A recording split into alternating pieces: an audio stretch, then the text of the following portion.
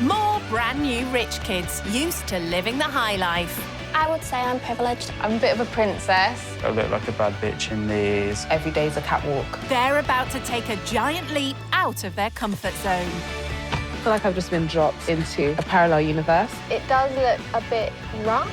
They'll stay with typical British families living on the breadline. Look at the car. It looks like it's cost a lot of money.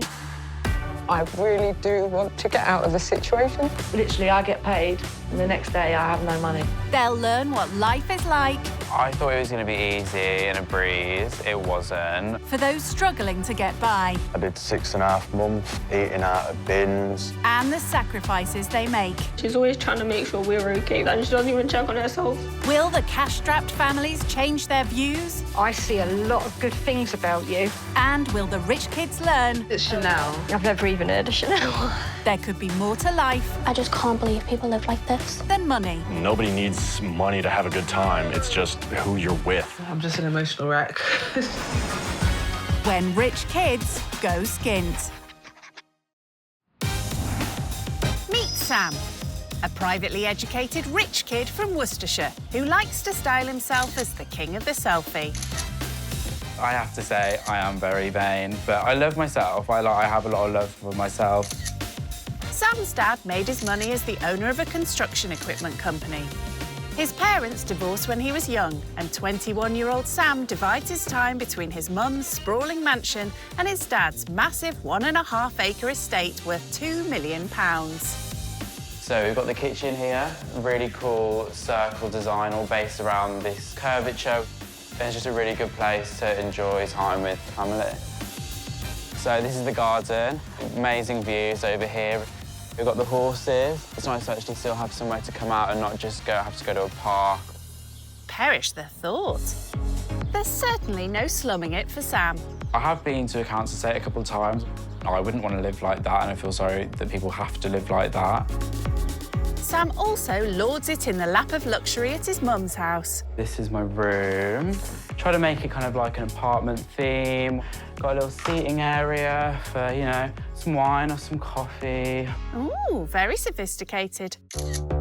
Being a selfie obsessive means Sam has to make sure he's stylish no matter where he is, even if he's in the loo. So with social media, you've obviously got to kind of keep up a level of appearance. If I'm going to a party or going abroad or whatever, I need a new outfit. I can't be wearing last week's. I've got this leather jacket here, kind of like a biker jacket from All Saints. This was 320 quid. MCM backpack, this was £500. These are really sick. I look like a bad bitch in these. These were €600. Got this for my 18th. These are around £6,000. Sam's studying business management at uni. He one day expects to be earning well above the minimum wage to keep himself in the style he's accustomed to. I definitely think my time is worth more than that, so I don't imagine myself working for minimum wage. I don't need to, and I don't think it's a good use of my time. But now Sam's questioning whether constant Instagram updates are a good use of his time.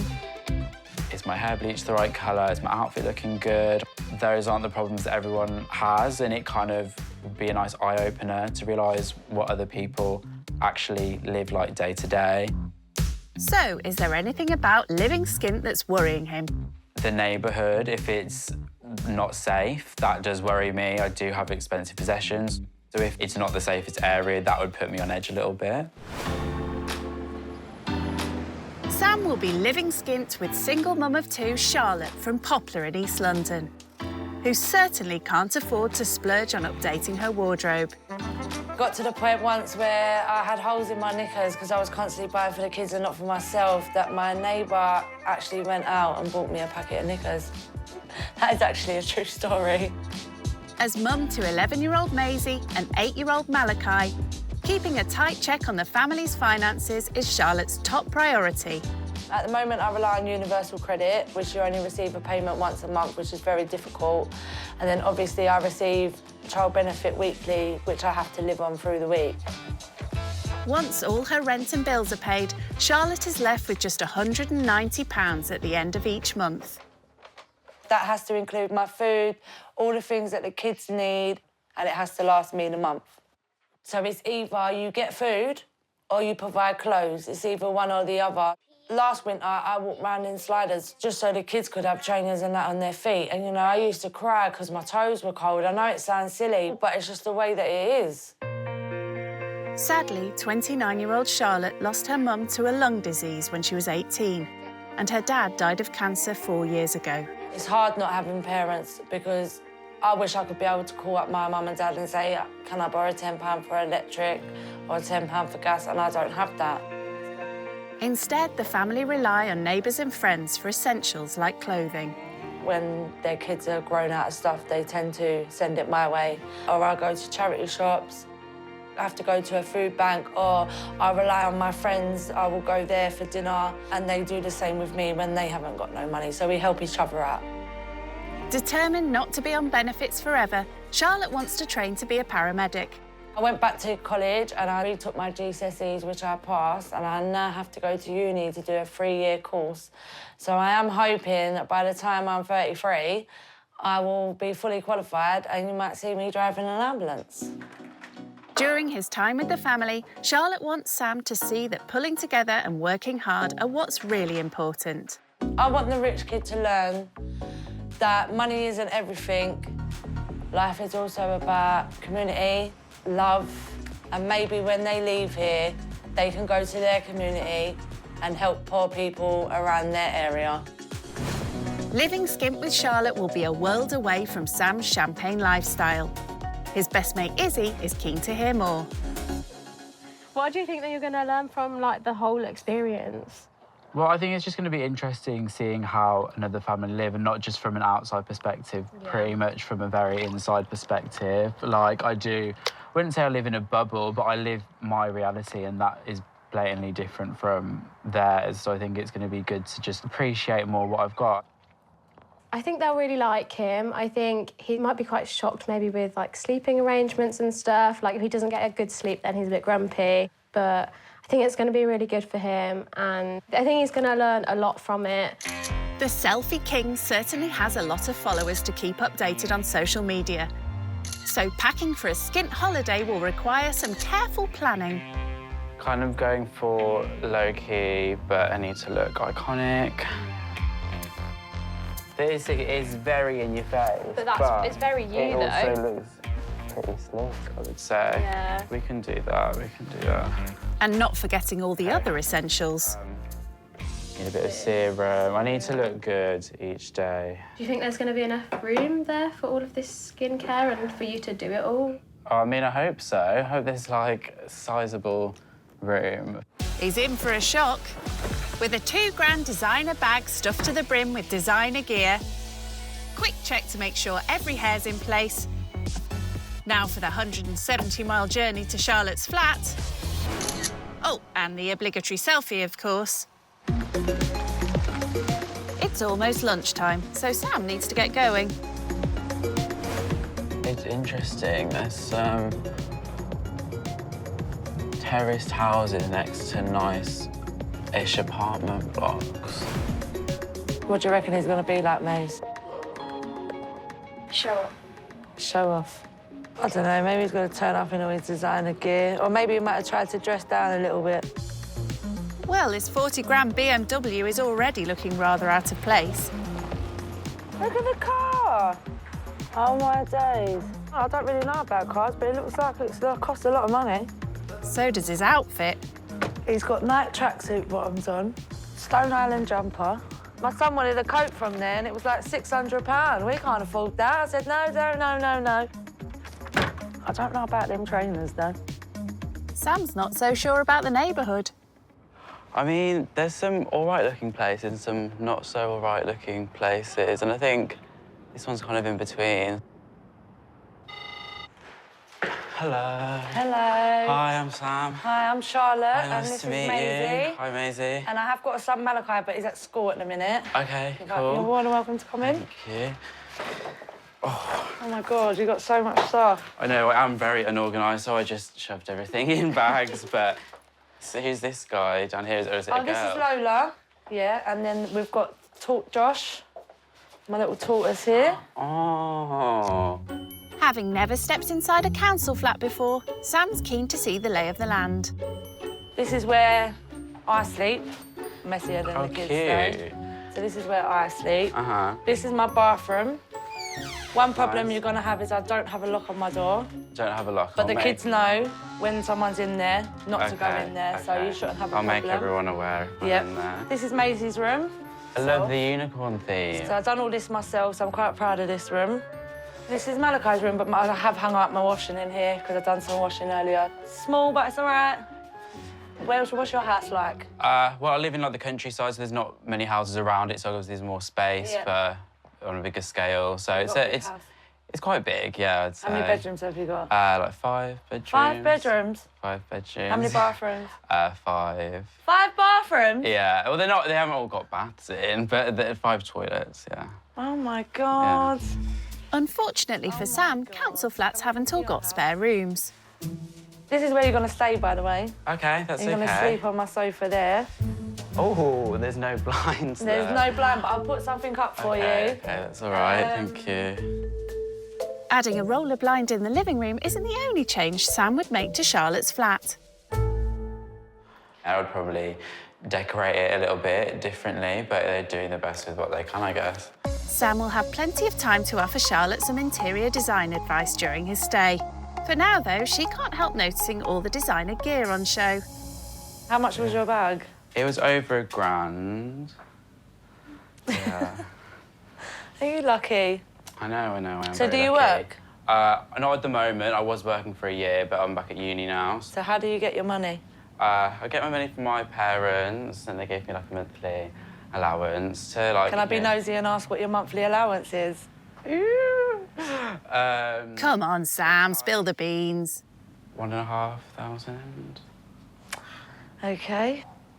I don't want them to think like, oh, I just get this and I waste it, and that just because someone has money, they go and spend it. Obviously, I've got the flashy car, the nice bag, whatever, but I have those things because I can afford them.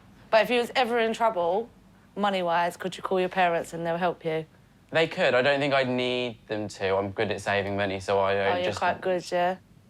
You looked like he didn't want to tell me. He was like, oh. And then he went, 1,500. I think he gets more than that. See, that's what I get a month, and I can't afford a Louis bag, and he's saying that he has to feed himself and do everything with that money. But how you left to buy yourself Stone Island clothes and Nike tracksuits and Louis bags, and you've got rings on. So, I don't know, I just feel he's hiding something. There's no hiding the fact that trying to survive on benefits is a constant uphill battle for Charlotte. I kind of understand what benefits is, but I'm not So fully basically, aware. I get paid once a month, and everything has to come out of that. And So it you have has to last pay me the month. for this place? I have to pay for my rent, gas and electric, TV licence, all that stuff. Food for the month. The food has to last me a month. So literally, I get paid, and the next day I have no money. So sometimes you have to cut back on the food because they might need a coat or pair of shoes or something like that. So I'm guessing you prioritise your kids over, say, Yeah. your needs. yeah, and then your obviously if there's expenses. times when I can't feed the kids, I'll go to my friend's house and they'll do me and the kids dinner or something really? like that, and I'll do the same for them. But it is all about community around here. Do you know, like we all look out for each other. That's how it is, really. It would be sad to, like, at the end of the month or throughout the month, not, like, buy what you want, or an opportunity arises that you could do with your kids. They've got each other, but it's just the freedom that comes with money, which they obviously don't have. Sam's about to discover that they don't have any posh designer boutiques here either. Would you like to see the area? Yeah, I'd love to see the area. It's the first time he's ever been to this part of East London. We're at my local market, so this is where we come to get our local bits, eat. I see people that I know, like friends and that down here. Yeah. There's a few homeless people in the shop doorways. Oh, wow. When it comes to eating out, Sam's a regular patron of the Ivy, the upmarket celebrity hotspot restaurant where a meal can easily set you back a few £100. For lunch today, Charlotte wants to introduce him to one of Poplar's premier eateries. So this is Ivy's. Yeah. This is where we come for breakfast, lunch. Yeah, what do you guys usually have? We order sausage sandwich. Uh-huh. Maisie will usually get a bacon roll or something like that. Bacon roll. Okay. Yeah. And they do coffee here, don't Yeah, they? yeah. Plenty of hot drinks, cold drinks. I need some caffeine in my body. Right now. Sam's soon shocked to discover there's no oat milk on the menu for his latte. Oh, all milk. Do you want sugar? Yes, please. I thought I saw oat milk on there. That's embarrassing. I think he felt a bit embarrassed when he stood there and said, "Have you got a latte with oat milk?" And the woman turned around and said, "I think you need to remember where you are." And round here, a typical budget lunch comes in the form of a £2 bacon and egg sandwich. So this ain't somewhere you would usually go? I probably wouldn't eat this because, for me, it's not the healthiest thing. And I don't like white bread. What's your favourite restaurant? Well, I mean, I go to a few around where I live, but if we're going to go and do it up in Birmingham, we usually go to the Ivy, which is pretty nice. Same name as here. And how much would that usually cost you? Well, probably my dad would pay, but it depends. If we're doing cocktails and that, it might be like 70 quid a person. There's no splashing out on upmarket restaurants for Charlotte. She can't even afford to become a student. I want to be a paramedic, so I'm hoping that I can get into uni and I can do that. But obviously, that's also going to be a struggle because I will have to then live off student finance. Yeah. So where that's every 3 months, then instead of money trying to last me a month, it's now then going to have to last me 3. So you can't do benefits as well as student finance? No, you can't do that. You can't do that. So even trying to go back and do something for myself is a struggle. So yeah, I don't know. I feel like since 17 I've just struggled. I don't know what it is. I just feel... Yeah, I mean, you've got a lot of responsibilities. You don't really have the time to kind of... Yeah, I couldn't actually imagine having kids now. I don't think my brain could process it. And it's 17, actually. You're already a child at 17. Yeah, still a child, yeah. Yeah. Can I have a Savoy and a piece? Before they head home, Charlotte has just enough change for a speciality from Ivy's menu. I'm going to get some peas pudding and Savoy and see whether he likes it or not. This is Savoy and peas pudding. Oh, wow. Oh, right. It didn't even look like peas. Yeah, it's traditional around here. It's a whole East End thing. Do you want to try it, Maze? It's quite nice, isn't it? He likes it. Yeah. He actually likes it. I'll give it 4 stars out of 5. Well, at least Sam can now say he's eaten at the proper Ivy. Charlotte always makes sure her kids muck in with the chores around the house. My responsibilities are to wash up and if I come back before my mum from school, then just to tidy around the house to make sure it's clean. So does this all have... And she's determined Sam also does his fair share while he's here. That rabbit cage isn't going to clean itself. Oh, this is the main corner here. You're a dirty little bunny. It seems dealing with animal muck is not an activity he relishes. I've got a dog called Bella at home. She is beautiful, but her excrement isn't, and I don't think I've ever picked it up. Yeah, we kind of just leave it in the garden. Kind of sounds gross. Actually, maybe someone does go around and pick it up, but I haven't done that. There's no opting out of the chores she doesn't fancy for Charlotte. Right, calm down, go in there, please. It's 6 p.m, and with Malachi back home from school, she needs to get dinner on the go. Malachi, can you calm down, because you're making them hyper? And tonight there are extra mouths to feed, her neighbour Maria and her 2 kids. So we took him to Ivy's today, down the market, Sam. Oh, yeah? And when we was queuing up, they asked him what he wanted. Yeah. And he was like, sorry. Go on. Have you by any chance got a latte with oat milk? Oh, stop it. At the tea stall. What did they say? Claire was like, I think you need to remember where you are. We don't do oat milk. We don't do oat milk. No, stop it. Yeah. You can see just the community here is a big thing, and even though it's a smaller, compact space because everyone's living close together, actually that can be a benefit in some way. Queen of economising Charlotte has budget meals down to a T, especially since she often has to share her food with her neighbours. Her dinner of eggs, chips and beans comes in at just over 40p a person. Take note, Sam. Well, the chips are £1 and the eggs are obviously £1 something. So for £2.50, for nearly £3, you're getting eggs and chips. And if you add beans, it's only 35p.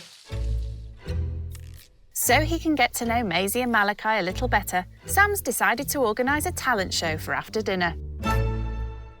Malachi, what do you like to sing or rap about?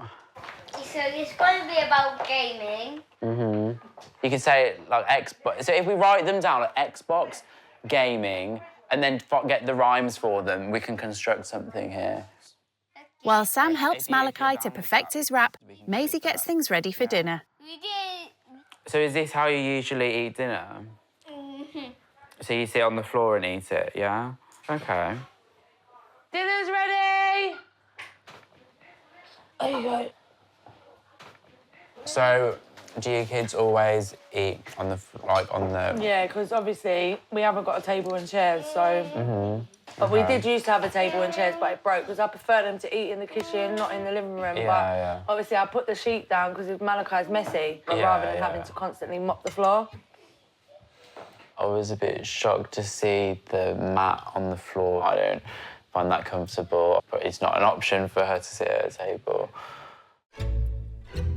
Sam thinks nothing of splurging on expensive nights out.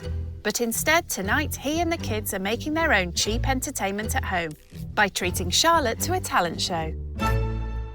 OK, everyone, welcome to Poplar's Got Talent. We've got a few acts in store for you tonight. Up first, we've got Malachi with his rap. When I'm on vacation, all I play is PlayStation. When it's Minecraft, I'm playing, you know it's zombies, I'm saying. When I'm on my Switch, I'm a really big snitch. When somebody knows, best believe I'll be on my Xbox. Hey! Well done! Granddad of mine. Maisie's written a song about her granddad, who passed away when she was just 6 years old. I lost my granddad. He meant the world to me, and when he left me, I fell straight into my knees, and then I lost myself when you had to leave. I miss you, Granddad. Hey! That was so good, that was beautiful. That was so nice. Very well written and very well sung. You're right. Oh, you made Malachi cry. Oh. After a long day, everyone's ready to hit the sack. Or the sofa, in Sam's case. This is not, we need to get that boarded up, and then we'll be good to go. I've got you this if you want to put it up. Amazing, that would be fine. To cover the windows so no one can see you and whatever. I do apologise because my one broke, so I haven't had money to replace it yet. Yeah. So, yeah, we're going to go to bed now. Is that everything that you need? Yeah, I am all set in here. This is great. But with one bedtime problem sorted, Sam now faces another. There is a party going on upstairs, and apparently it goes on every damn night until 1 a.m. And I'm directly under it. I don't know if you can hear that, but it's boom, boom, boom in my ears. That needs to stop. It's 9 a.m. and the start of Sam's second day living skint. And of course, no day can begin properly without a selfie session. So how was your night last night, Sam? It wasn't too bad, but it was very cold. Usually a very hot person, so I didn't think it would be a problem, but I was freezing and I still am. It does get cold in here overnight. Can I look at your Instagram, please, Sam? Yeah, sure. That's a nice picture. When did you go to Italy? I went to Venice a couple of weeks ago. Look at you. What watch is that you got in your hand? That's the Rolex. Ah. The £6,000 Rolex, that is. You go on holiday a lot?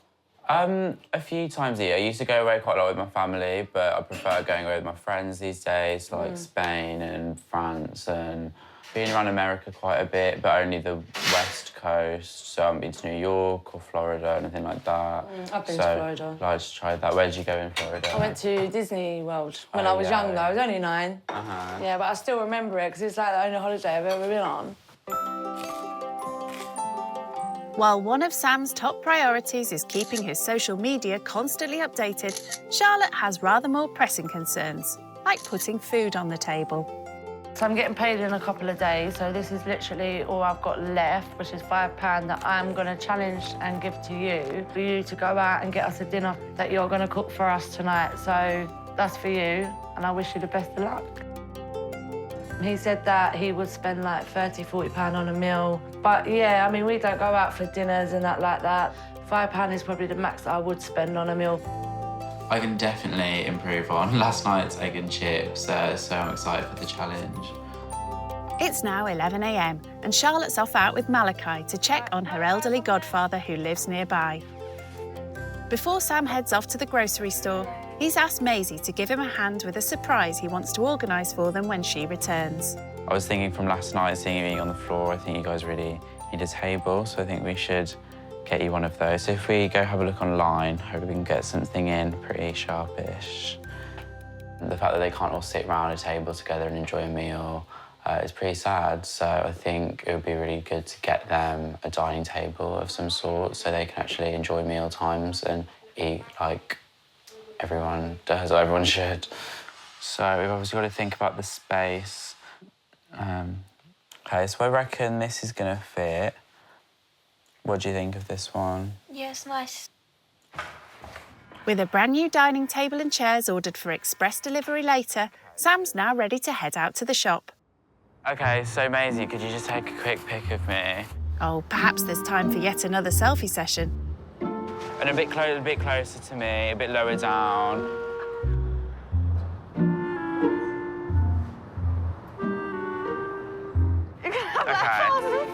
Yeah, no, it's nothing unusual. After 20 minutes of posing... Oh, these are cute.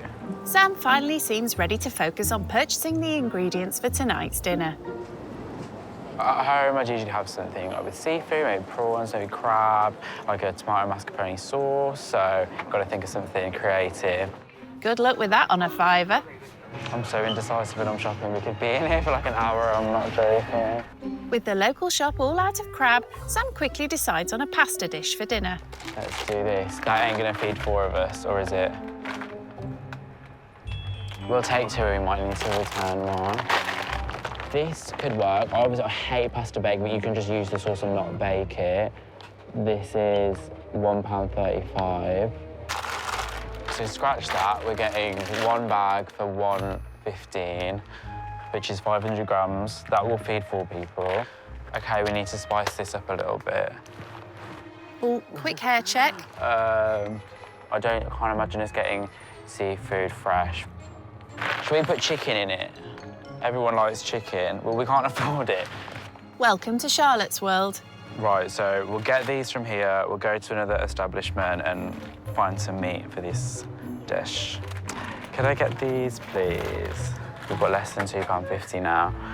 46. With half his budget already spent, Sam's still on the hunt for a main ingredient. OK, Maisie, let's have a look in here. Excuse me. Oh, sorry, how much are these? £5, OK.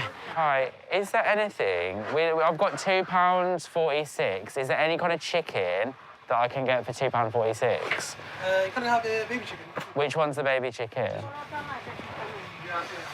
How many? Can I just get the one, please? Oh, so is it £2? Yes. Thank you. I thought it was going to be easy and a breeze. It wasn't. I just, you know, buy what I want to eat, so I'm not actually restricted usually. So it did make me think about costs over just what I want to eat.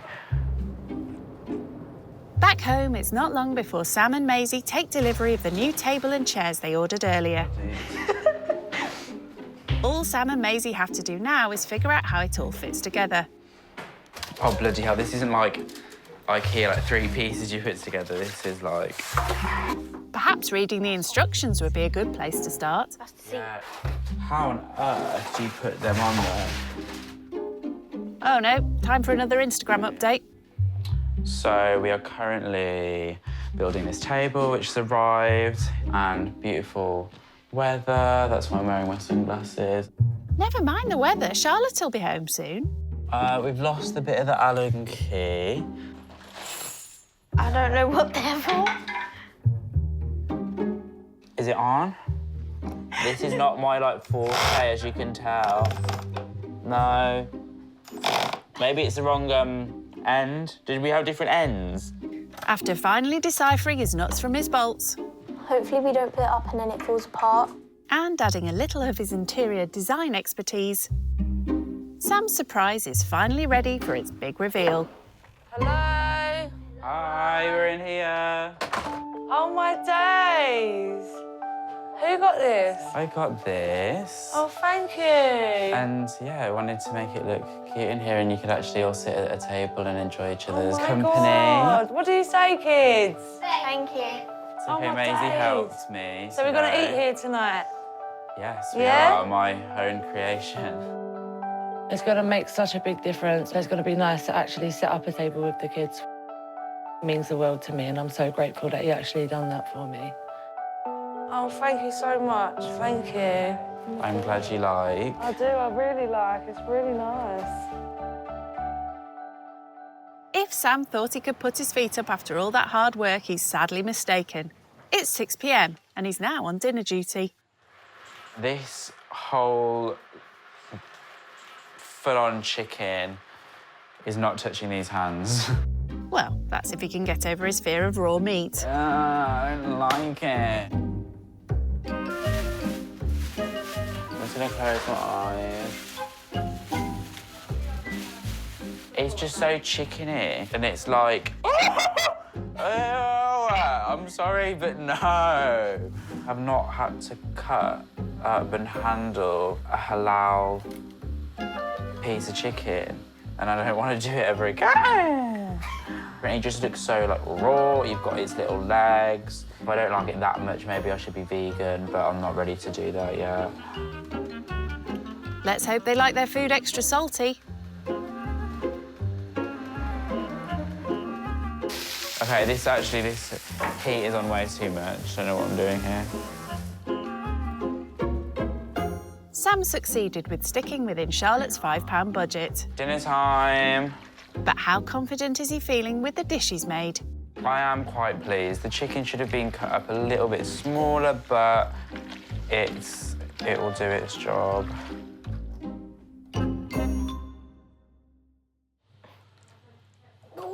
It looks nice, it looks lovely. It smells nice. On a scale of 1 to 10? Yeah. 10. Oh, that's a good score. I'll take that. Better than I thought. You've done a good job for £5. Okay. And you have changed, so you've done a good job. Yeah. I was pleased with the table and the food and the contrast from the night before. Everyone ate at different times on the floor, on the sofa, and we could all look at each other, speak to each other, and yeah, that was really nice. Sam's fortunate to live in a wealthy area with a huge 1.5-acre garden to enjoy.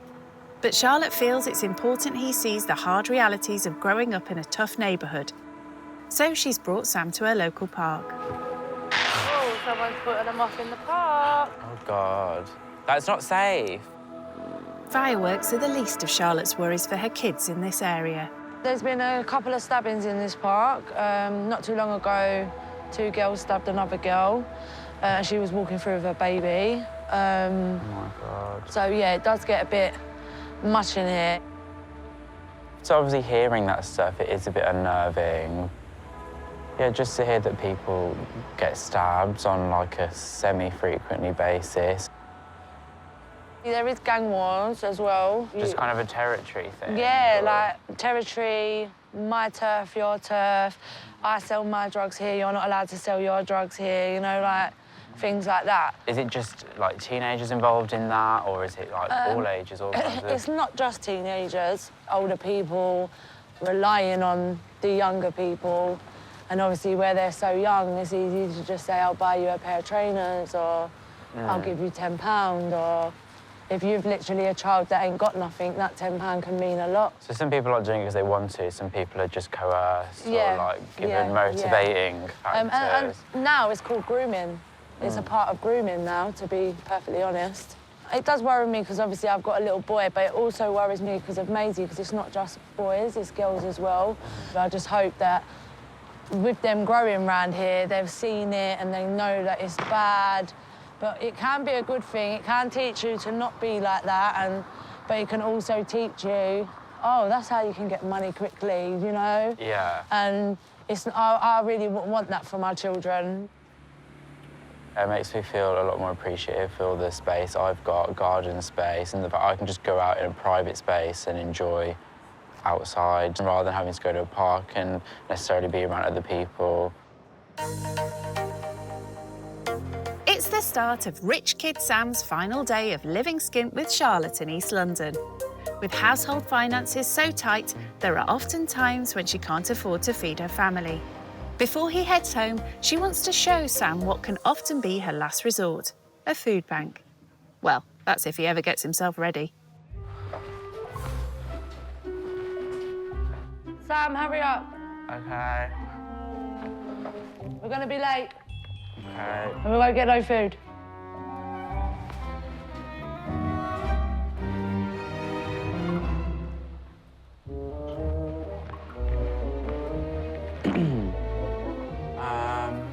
Wait, I don't know if I've got everything. Oh, my scarf.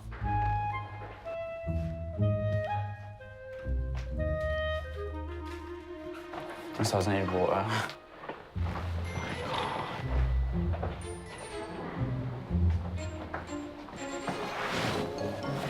Let's go. Blimey, it seems you can't visit a food bank without looking fabulous. He looks like a model today, don't he? Oh, thank you. It is Louis. Is it Louis Vuitton, this? No, this is No, Ralph. YSL. Oh, what is that? Oh, what's YSL? I see, I don't even know about YSL. Like Saint Laurent. I don't know that one.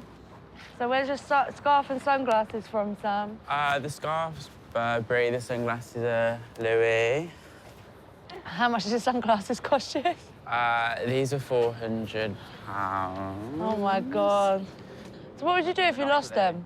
Would it bother you? If I lost them, it would be sad, but I mean, it's just a material To you, it's just a pair of sunglasses. Well, no, Do you know what I could do with £400? Pardon? Do you know what I could do with £400? Probably put it to a lot better use. Yeah. Charlotte's local food bank gives support to families in crisis. Donated by the local community, each person is given an emergency donation of groceries, enough to last 3 days. Thank you, have a lovely day. Thank you. Cheers. They are pretty heavy. There's a lot of tins in here. Got rice pudding, beans. Yeah, you wouldn't have been able to carry that.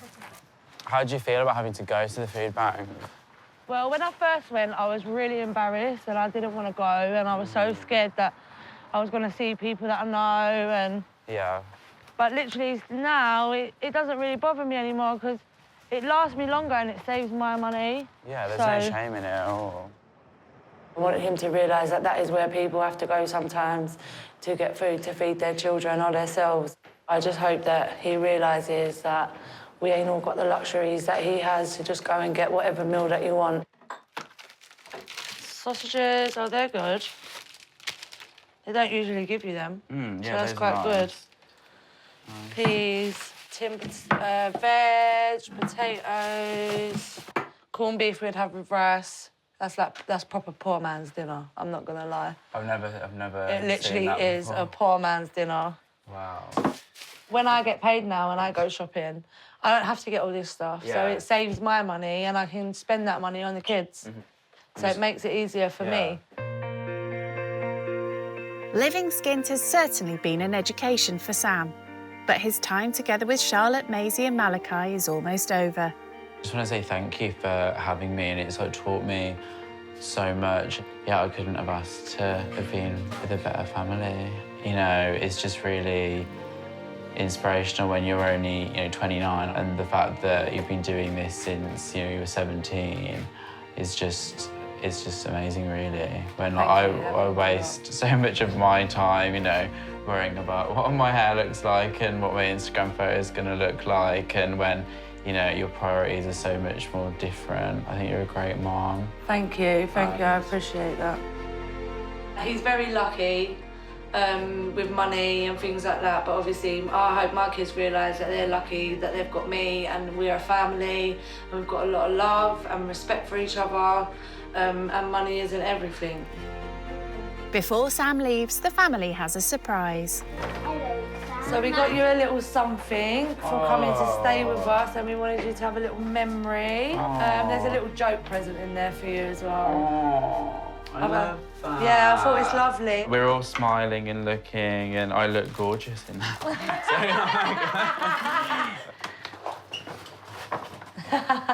Wow. It's because you tried it with, because you tried it with me. These got to go together. Yeah, so because you tried it with me, I thought maybe you could go back and show people a little bit about East London. Thank you, guys, and I hope I will definitely see you guys soon.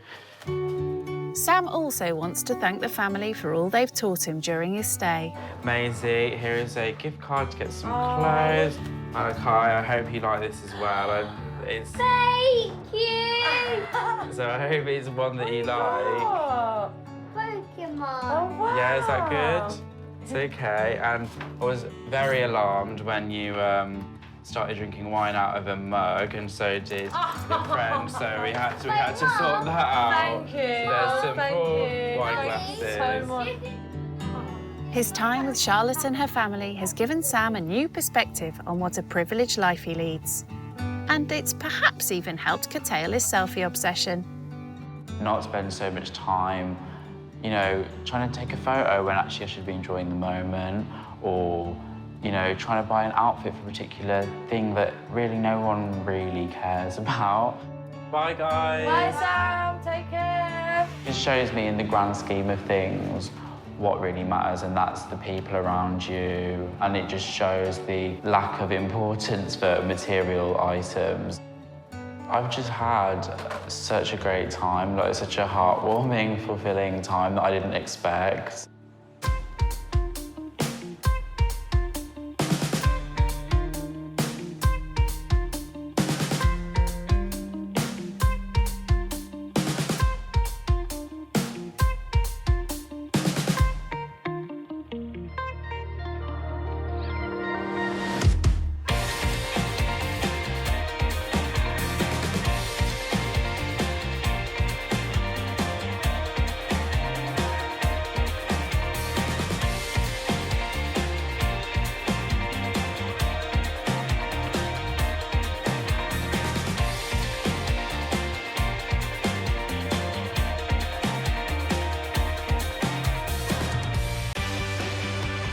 Brand new rich kids used to living the high life. I would say I'm privileged. I'm a bit of a princess. I look like a bad bitch in these. Every day's a catwalk. They're about to take a giant leap out of their comfort zone.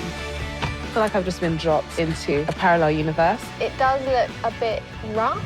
They'll stay with typical British families living on the breadline.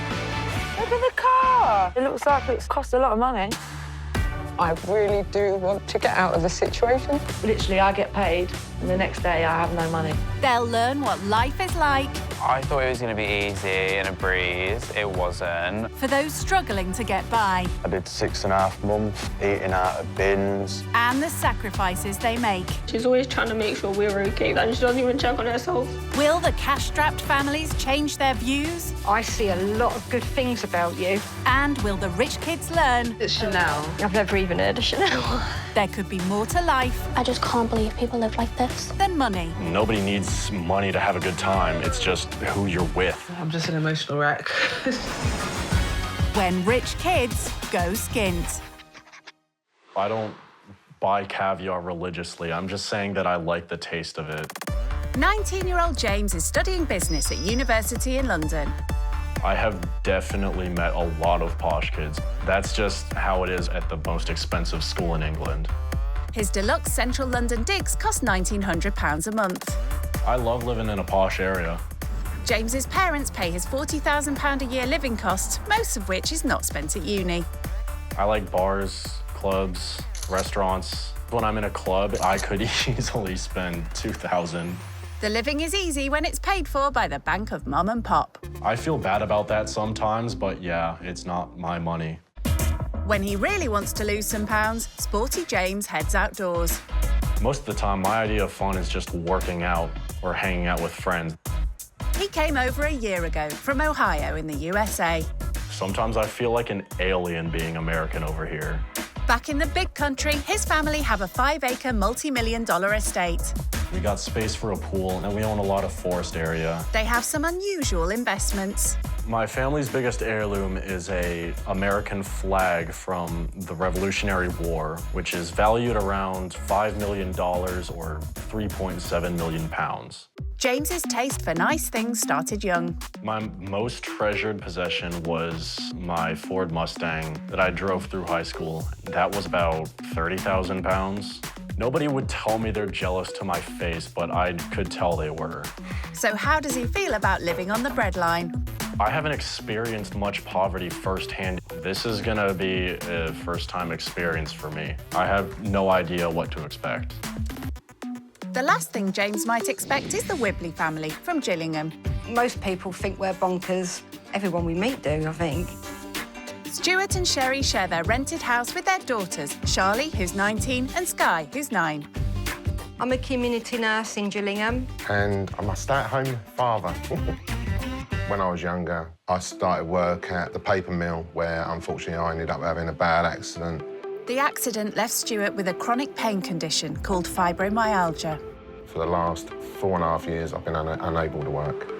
Being a single-income household just adds to their pain. We've got rent, that's £800, which is going to leave us about £100 for the month. Yeah. We don't claim housing benefit or council tax, so there has been times where I've been thinking, I don't know where I'm going to find the money for the rent. They make sure the fridge is never empty. When it comes to the food shopping, about £50 a week. £50 a week, yeah. 50 quid doesn't go far with a family of 4. Skye's a little firecracker. She's going to run this rich kid ragged. Charlie's quite different. Quiet. Yeah, she's quiet, she's reserved. She's followed in my footsteps. She's a healthcare worker at the same company that I work for. They also have 2 pugs. And a pig. Not every family has a pig living in their living room, do they? He was meant to be a mini micro pig, and he certainly ain't. Oh, that's nice, isn't it? Yeah, you have to have a licence to have whatever piggy it is in your house. It's like a birth certificate for a child, basically. Their plus-size porker isn't the only thing shaking the foundations. We've got our own disco machine here. We've got all the lights. We've got lasers. We don't need to go out for a party. No, we choose our own company, we're our own music. But do they think the rich kid will be singing their tune? When the rich kid gets here, yes, they will be in for a shock. I think they're going to talk quite posh. Yeah? But I'll tell them to talk normal. What? Because I can't really understand posh. Yeah. If they're polite and they join in with the family, they'll be part of the family. It's the day of departure, and James is packing his collectible sports jerseys. So first and foremost, I've got my Bryant jersey, Kobe, and Bengals vintage. Those shirts together are worth £300. That's not even in the Wibli's ballpark. Meanwhile, every family member is contributing to the cleaning. I want it to be clean for, like, when the rich kid comes. When I, like, eat, I wash up my bowl, and when I drink, I wash up my cup. I also do this sometimes. One family member's contributions are less welcome.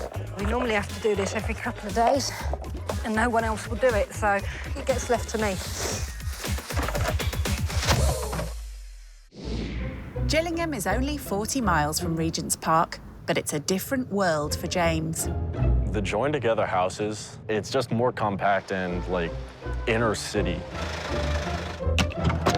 The square footage in one of these homes would be about the size of a barn in my part of the U.S.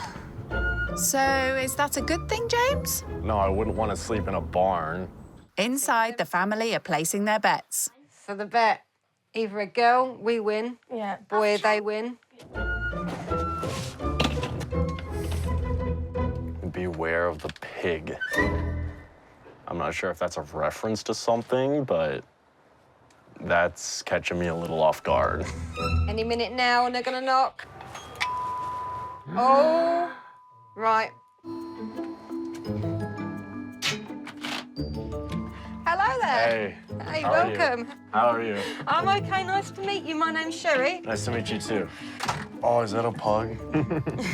Hi. Hey, how are you guys? This is Stuart, my husband. How are That's you doing? Sky. I'm James. Nice to meet you. I'm Charlie, nice to meet you. Hey. And this is James. James doesn't look like he's a rich kid, but coming down this way to Kent, I think will be an eye-opener to him. The Wibbli's two-bed terrace is small by American standards. This is mine and Stuart's bedroom. He finds it difficult to walk up the stairs, so we made this into our room. It's a bit compact, but, you know. Yeah. I was kind of expecting you to say it's tiny, because to me it's tiny. That's bowing because we can't put no more at the top.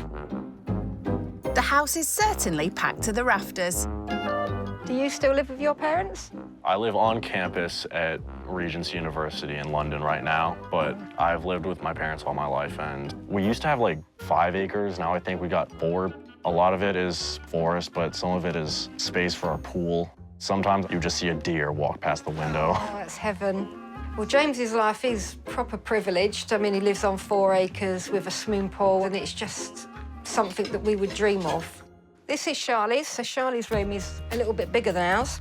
This is a nice bed, though. She saved up and she bought that herself, and It looks like she worked hard for this. she works at the same company I do. She's a care worker.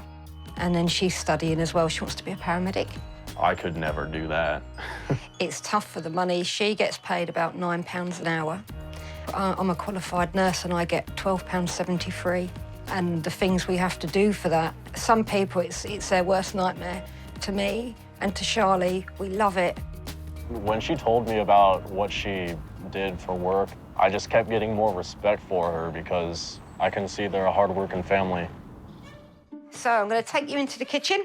We haven't got enough room to put more shelves up, otherwise we wouldn't have this stuff on top. Our kitchen is just more spacious. Yeah. So this is our bathroom. Again, it's quite tiddy, and you're quite tall, so you're nearly hitting the ceiling. And we only have the 1 bathroom. How many bathrooms do you have? 3. Oh, that'd be nice. One of which we don't use. But there's one thing the Wiblies have which James doesn't. When I was in the kitchen talking to Sherry, I heard this noise and then heard something headbutting the door. And I look outside and I see a pig.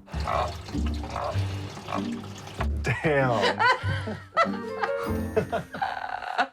When I saw the Beware of Pigs sign, I thought it was referring to the dogs because they looked like pigs. I was wondering what that noise was. This is Sam.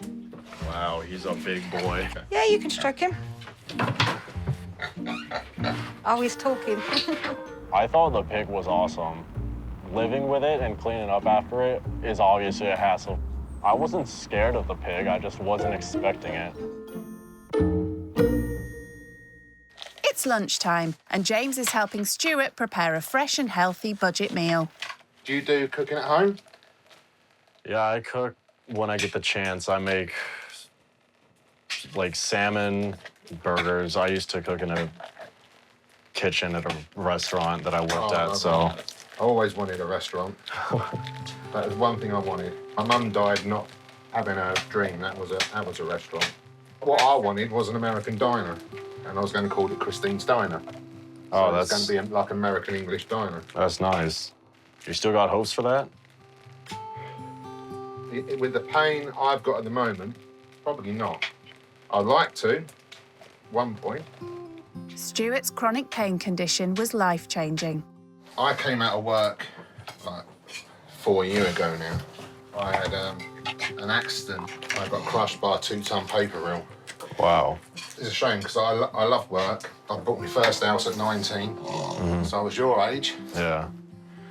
And then I've gone there, so.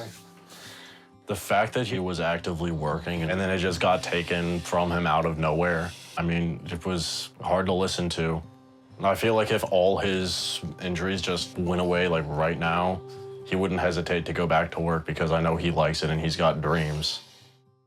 Lunch is up. Stuart's story gives James food for thought. Now Sherry has a few questions for him.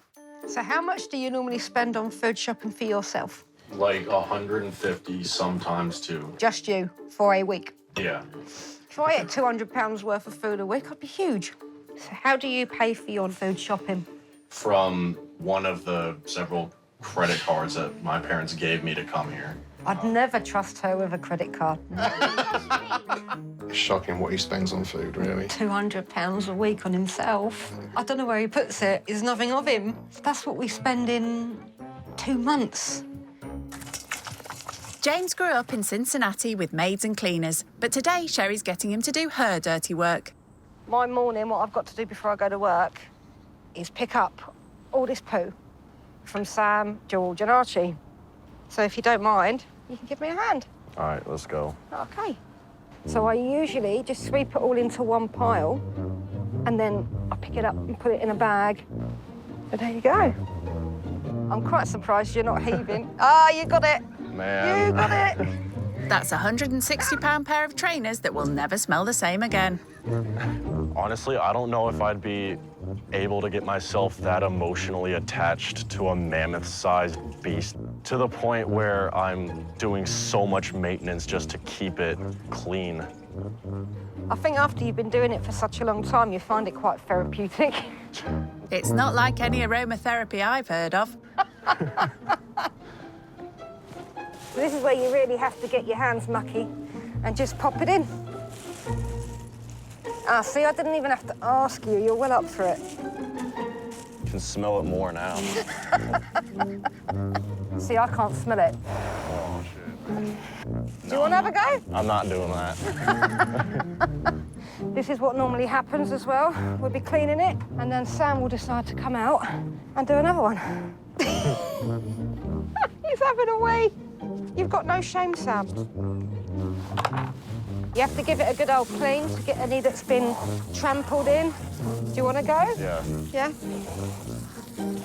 I think James did really, really well. I was expecting him to heave and swear, and I was actually expecting him to say, I don't want to do it anymore. He's done an awesome job. Would you do this every morning, or would you employ somebody to do it? If I had a pig, I would do this myself. I wouldn't pay someone for it, but I just straight up not own a pig. Come on, let's go. Let's wash our hands. Once a week after school, the family takes Sky to Kung Fu. The classes cost £37 a month, which Sherry pays for by doing an extra shift. I couldn't tell you the difference between Kung Fu and karate. I've done some boxing because everyone on my dad's side of the family was a boxer. But I've watched The Karate Kid like once, so that's my guidebook for what I know. Gillingham has been called the knife crime capital of Kent.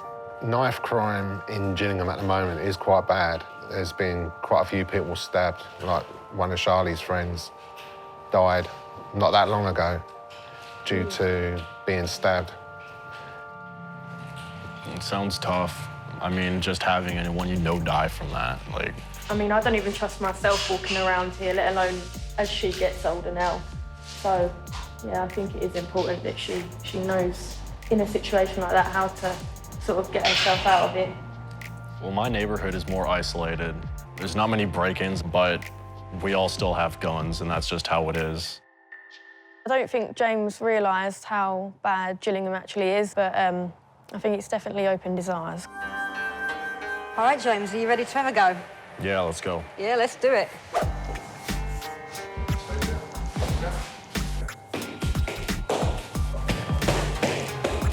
I really think this was cool. I learned some new things. You know, I learned some nunchucks. He should think about some private tutoring. Do you think the class has humbled him tonight? It's hard to tell with him. We can't figure him out. We're hoping that he's enjoying himself with us, but he's not an open book, is he? No. When we've asked him some questions about where he lives and the background he has, I do think he's playing it down a little bit because he's probably thinking that me and you, we're going to judge him. Yeah.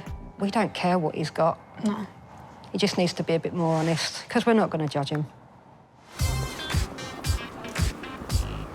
If the Wiblis have a little money saved, they put it towards something for the whole family.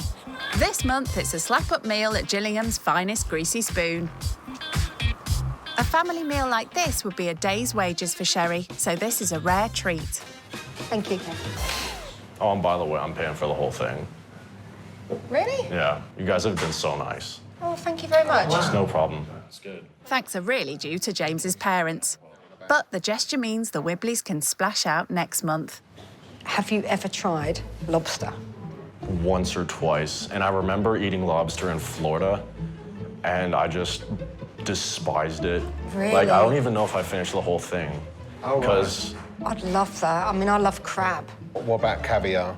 I rarely eat caviar, but like when it's offered, wow, those portions are huge. So how much is a tin of caviar? It could be like 200 pounds. Oh, wow. Oh. James's huge lamb roast dinner cost £6.20. He could have got about half a gram of Royal Beluga caviar for that. What sort of job does your parents do? So my dad sells machines for other companies that are selling them. My mom's a psychotherapist. How did they end up with money in the first place? My great-great-grandpa, his name was James E. Mooney, and he was just about the richest person in Cincinnati in the 1800s. You know, there's a street named after us in Cincinnati that I drive by sometimes. What a privilege to have a street named after him. I'd be so proud of that, and he needs to shout that out. So. You know, there's a Stuart Avenue, but it's got nothing to do with me. Do you worry that people only want to know you for what you have?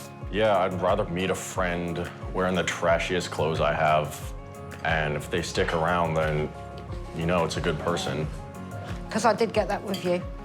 I did get that feeling with you. You hold a lot in. You don't want to. You don't want to shout out where you come from and what you and your family have. I do think that he's worried about what people think of him. His family are worth a hell of a lot of money, but it really doesn't come across that way. He doesn't show off. But I would like you to know that while you're with us, it's not about where you come from and what you have. It's how you treat us and the way you are and how you've been with all of us. That means a hell of a lot. So by all means, don't feel like you have to lie about yourself. I want you to be honest. I'm glad about that. Thank you. Yeah, be honest with us.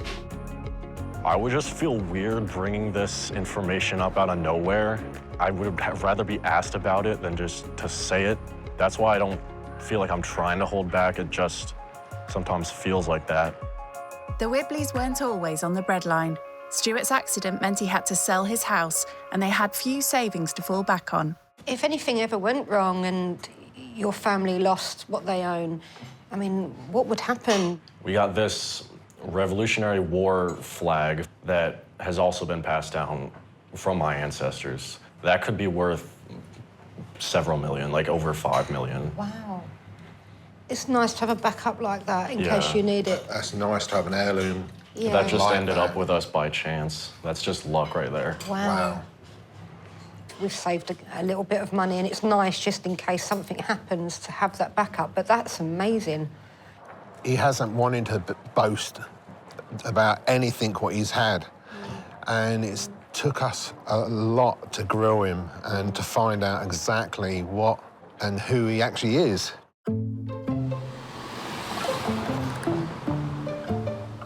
Back at the Wibleys' compact joined-together house, James is finding out where he's bedding down. For tonight, unfortunately, because we don't have a spare room, this would be where you're sleeping. But you've got a few housemates with you, George, Archie and Sam. I'm just wondering if the pig's gonna, like, straight up bite me in the middle of the night. Actually, the only thing that might bother you is he's a big snorer. That's fine with me. Have you ever slept with a pig before? Yeah, my ex. It's bedtime in England, but it's afternoon in Ohio, where James's sister Audrey lives. Hey, James. How are you doing? What's the experience like? First of all, look, this is their dog. Aww. They've also got a pig, in the house. Oh, my goodness. Are you healthy and safe? Being with the pig isn't hygienic, but it helps me see how much more spacious my living is right now. It's good talking to you. I hope I see you soon. All right, see ya. Bye, James. Not the chattiest of rich kids. Even Sherry feels like she wants to get a bit more out of James. Tomorrow I'm hoping that he opens up a little bit more. Yeah. And tells us a little bit more about himself. But most of all, to just be who he is. Sod what people think. They've got a good idea of my background. I just feel like elaborating on it to a certain extent would just be like boasting, and I don't want to be like that. Me and this pig have had a very busy day, so we're gonna kick it. No snoring, okay? Good night.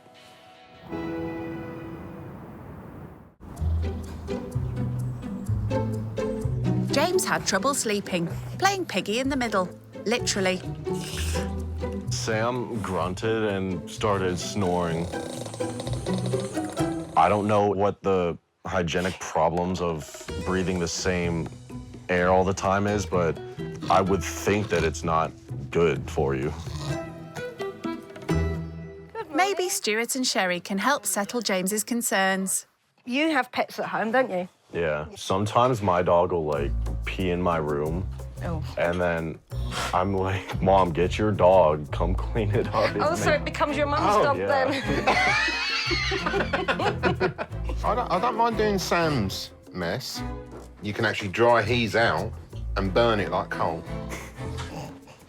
Really? I even cooked a bit of toast on it.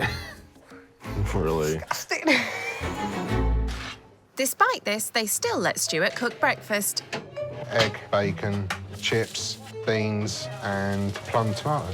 So it's our take on a full English, but with chips. I wouldn't say this is your Father Day, would you? Maybe my Father Day.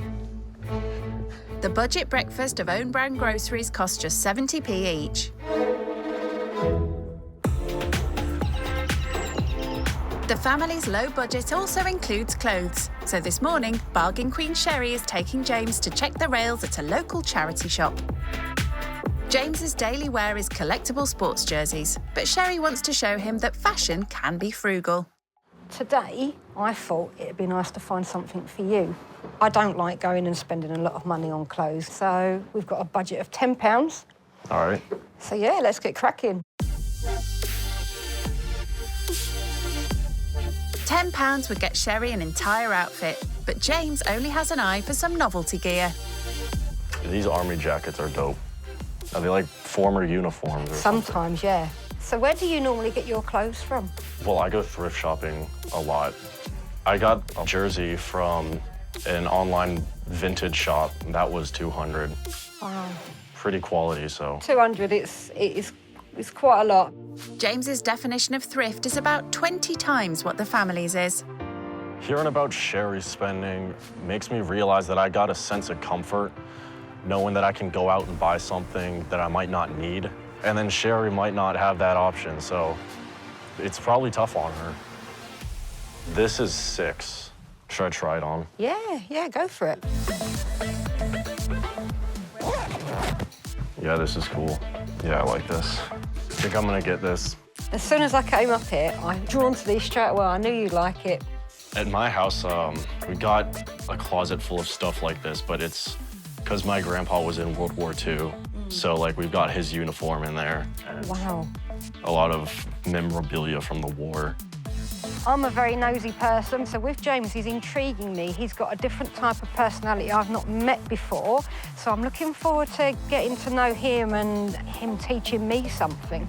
So what about a shirt to go underneath? See, if I go with something like this, then I look like the creepy uncle at Hooters hitting on the waitress who's half my age.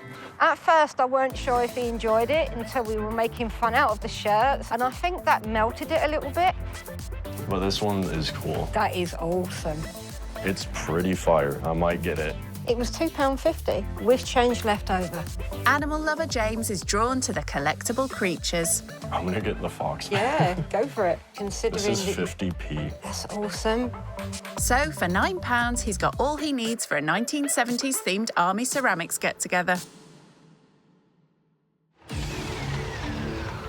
After his success at the charity shop, Sherry wants to test James's budgeting skills with some grocery shopping. OK, so your challenge today, you have to cook a dinner for all 5 of us on £5. So there's your money, and good luck. All right, thank you.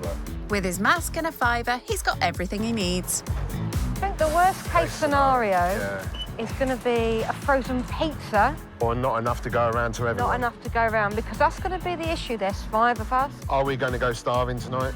Don't know. I might. James spends £200 a week on food for himself, compared to just £10 for each of the Wiblis. I'm looking for like the packs of 4 because I'm trying to make burgers. I know I need 4, but they've only got them in 2s. Is there another meat section?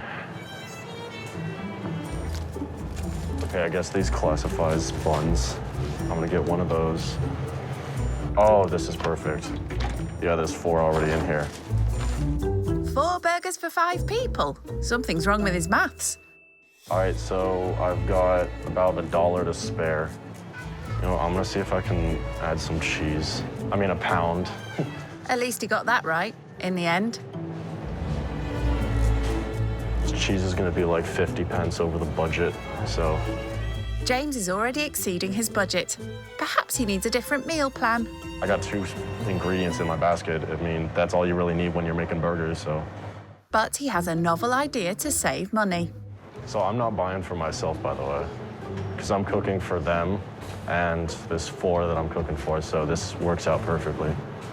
Starvation is not really a perfect solution, but he's making sure he doesn't go thirsty. So this right here, it's my favorite beer, and I can rarely find it being sold anywhere in the UK, so I'm gonna get 2. And that's gonna be £10 extra, but I'm getting it. Under the family's regular budget, £10 would feed all 4 of them, 2 dogs, 1 pig, and 1 fish for a whole day. How you doing? I've always realized that it's been harder for poor families, but this is some new insight to what it's like. I didn't feel the need to get anything for myself. I guess I'll just starve. Spoken like a true student. Hello. Hey, hello, how did you do? I got everything I needed. It was $4.25. I got... Wow. Really? 75 to spare. You did better than me. Oh, I can't wait. Will they be so happy when they see what he's got?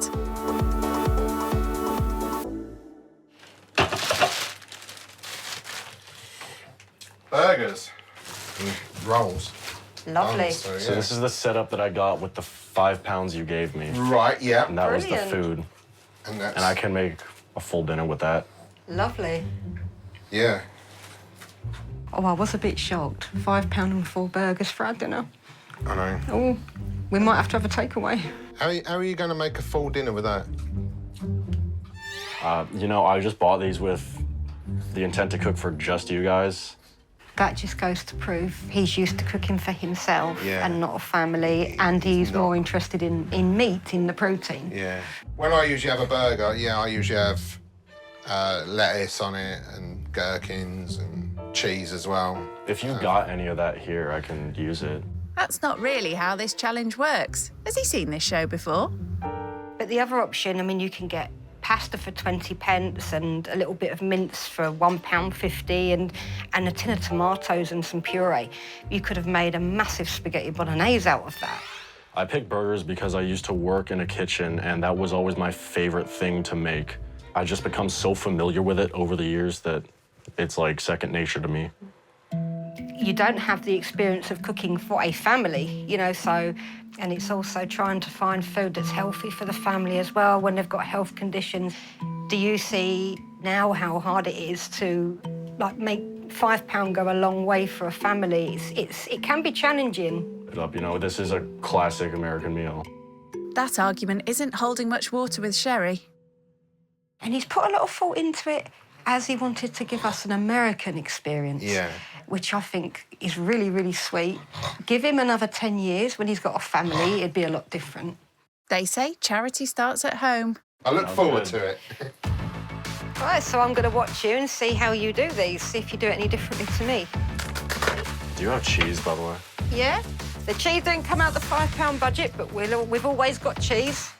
When I first met James, I mean, straight away I got the impression he wasn't going to give anything without any probing. He was showing off his skills, and I thought that would be a good time. So, James, what was your childhood like? My childhood's been all over the place. I remember a lot of the good times, but, you know, there's been a lot of bad times too, so. Does that affect how you are now? It's part of the reason that I don't let money define me. I've experienced that firsthand. Money can't get you out of everything, so you gotta be your own person. He did tell me that he's had some traumatic experiences of his own. I wasn't going to pry and ask him what they were, but then that was an opportunity for me to tell him about my childhood. My childhood was not a happy one, and what you've just said, I identify with that. I mean, my mother, she was mentally ill, so she never used to cuddle or kiss us. She would use money and buy us things to show us that she loved us. Because of the abuse I had growing up, I become very withdrawn. So a bit like you, you know, your experiences change who you are. Sherry told me some of the darkest times in her life, like some heavy stuff. No matter how much darkness you've been through, you can't give up on being good. And I've seen that a lot with all of them. You know, a lot of this has been about the difference in wealth and lifestyle. But to me, it was way more than that. You know, not only just how you live, but your personalities, what you've been through, and no matter how hard it is, you still opened up, which I can respect, because it's never easy to do that. That's one of my challenges. Like, I just have a hard time opening up. Like, I feel like when I came in here, I was just going over to a family friend or something for, like, dinner. You've made it easy, and you've taught me things. You've taught me to just have the bravery to try things out. Even if it's scary, give it a go. You've given me that buzz to try something out of my comfort zone. I see a lot of good things about you, and if I had a son, I would have liked to have had one like you.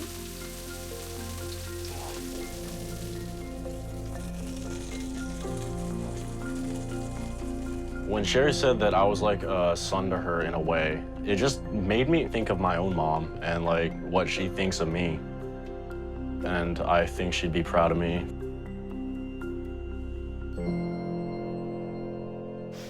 All right, this is probably the most minimalistic way I could present these. Well, lovely, thank you.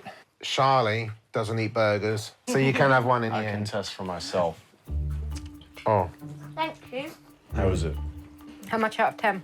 1 billion out of 10. Ah, there you go, you passed. All right. What did you put on it? Nailed it. I put the basil leaves in the pan, so... Basil? The basil leaves. Basil. Basil. Basil. It's American, isn't it? Basil. Yeah. James is cooking. That was divine. Yeah, you like that, didn't you? I loved the burger, yeah. Yeah. Just wish there was more. It's James's turn to get some of his questions answered. So my question that I got for both of you is, what's your end game? What's your goal? I think with me, I love nursing. I've wanted to be a nurse since I was 6, but I had a car accident that left me with a head injury, and then I developed epilepsy, so I can't work full-time. So I'm hoping that gets under control so I can work full-time so we can afford a mortgage. I want to get back on the property ladder. Yeah, that's our dream, to have our own house. Okay. Something that we can leave to the kids when we're not here. And my other goal is to lose some weight. and a lot of that's to do with the tablets I'm on, so... You got some really good goals that you set for yourself. Do you know what? When James started asking us questions about what our ambitions are, it showed us that he was interested and he wanted to know us. And that's the first question he's really asked. It's James's last night with the Wiblis, and Stuart is pulling out all the stops with his DIY disco. Surprise! Oh, this is hype, man. We don't go out to nightclubs. We have our nightclub here, and it's our appreciation to you. This is awesome. So I came downstairs, and to my surprise, I found out they had a Rager ready. That was hype. James shares his pricey purchases with Stuart. Cheers. James would be hard-pressed to spend the £2 he normally spends in this club. Oh, he loves it, don't he? The disco. Yeah, he really enjoyed himself. He even whipped his hat off and put it on Sky's head. I like this kind of environment. This is the type of party that I like. This family right here is a perfect example of why nobody needs money to have a good time. It's just who you're with. That's the main thing.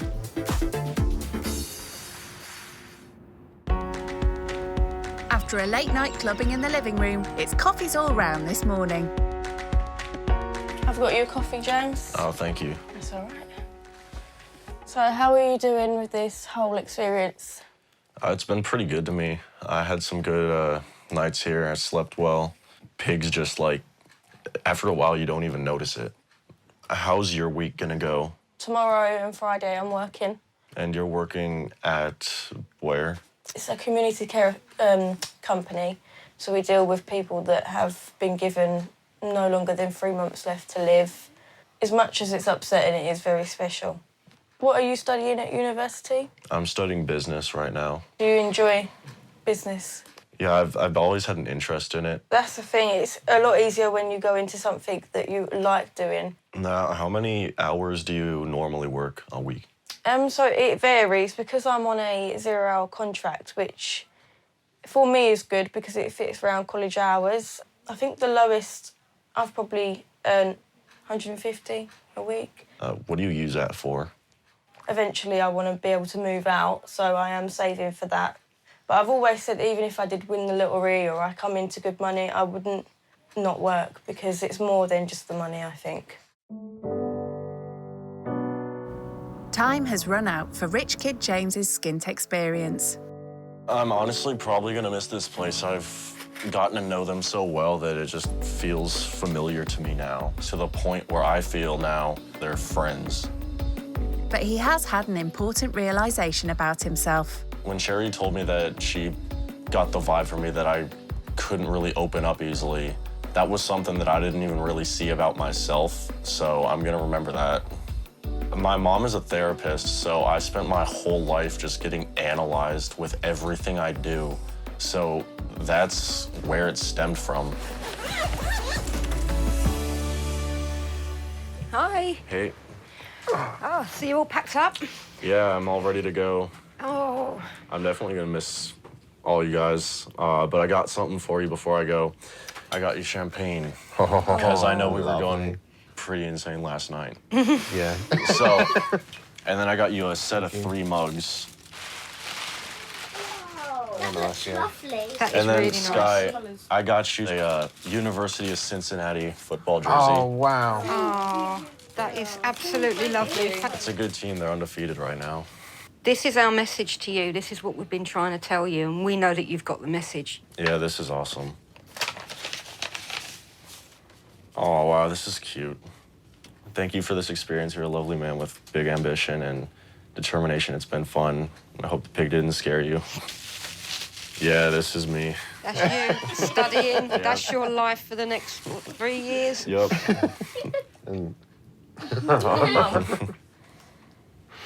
You said you weren't going to cry, baby.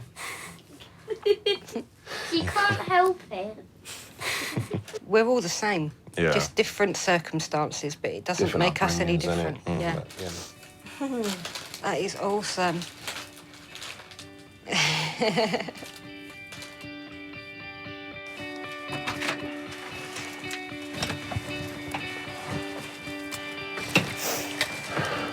Hi, it's Hi, lovely guys. to see you. I had a great time with you.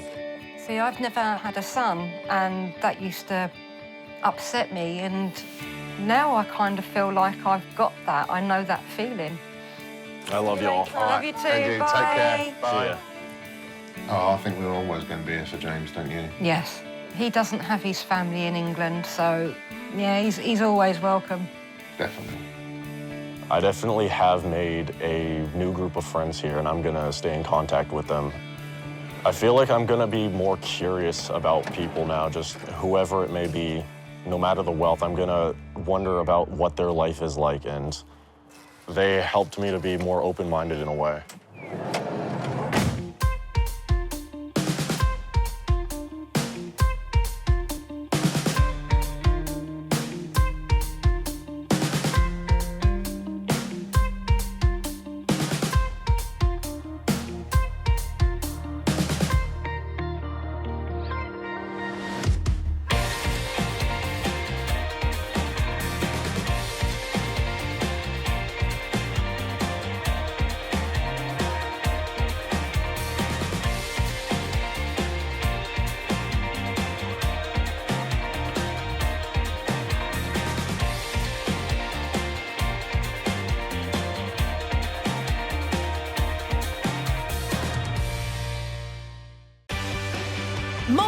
brand new rich kids used to living the high life. I would say I'm privileged. I'm a bit of a princess. I look like a bad bitch in these. Every day's a catwalk. They're about to take a giant leap out of their comfort zone. I feel like I've just been dropped into a parallel universe. It does look a bit rough. They'll stay with typical British families living on the breadline. Look at the car. It looks like it's cost a lot of money. I really do want to get out of this situation. Literally, I get paid, and the next day I have no money. They'll learn what life is like. I thought it was going to be easy and a breeze. It wasn't. For those struggling to get by. I did 6.5 months eating out of bins. And the sacrifices they make. She's always trying to make sure we're okay, and she doesn't even check on herself. Will the cash-strapped families change their views? I see a lot of good things about you. And will the rich kids learn? It's Chanel. I've never even heard of Chanel. There could be more to life. I just can't believe people live like this. Than money. Nobody needs money to have a good time. It's just who you're with. I'm just an emotional wreck. When rich kids go skint. Meet country girl Brooke from Suffolk, a paediatric nursing student who's grown up in the lap of luxury. I'm very lucky that I've never had to worry about money before. My parents are always there for me to provide me with the funds when I need it. Thanks to the success of her parents' car and jewellery businesses, 22-year-old Brooke lives in this 8-bedroom, 6-acre, multi-million-pound estate, nestled in a quaint corner of the English countryside. We've got horses, which is really, really lovely. It's so peaceful and quiet up here, and I really, really like it. Ever since her 2 older brothers left home, it seems Brooke has ruled the roost. I'm a bit of a princess. I'd say I'm a bit of a mummy and a daddy's girl. They both spoil me equally.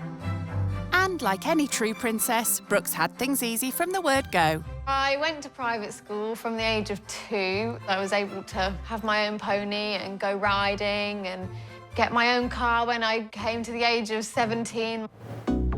Her parents' generosity doesn't end with ponies and private schools. Jewellery is one of my biggest passions. My collection's probably worth quite a few thousand, and my parents have given me most of it. Brooke also likes to spend her parents' cash on her designer wardrobe, which is all decked out in her favourite colour. Whenever I find something pink, I just have to get it. I think it's such a beautiful colour. Along with shopping, this pink princess's other big love is taking part in pageantry competitions. You're walking down the catwalk in a really beautiful dress and you just get 5 minutes to show off who you are.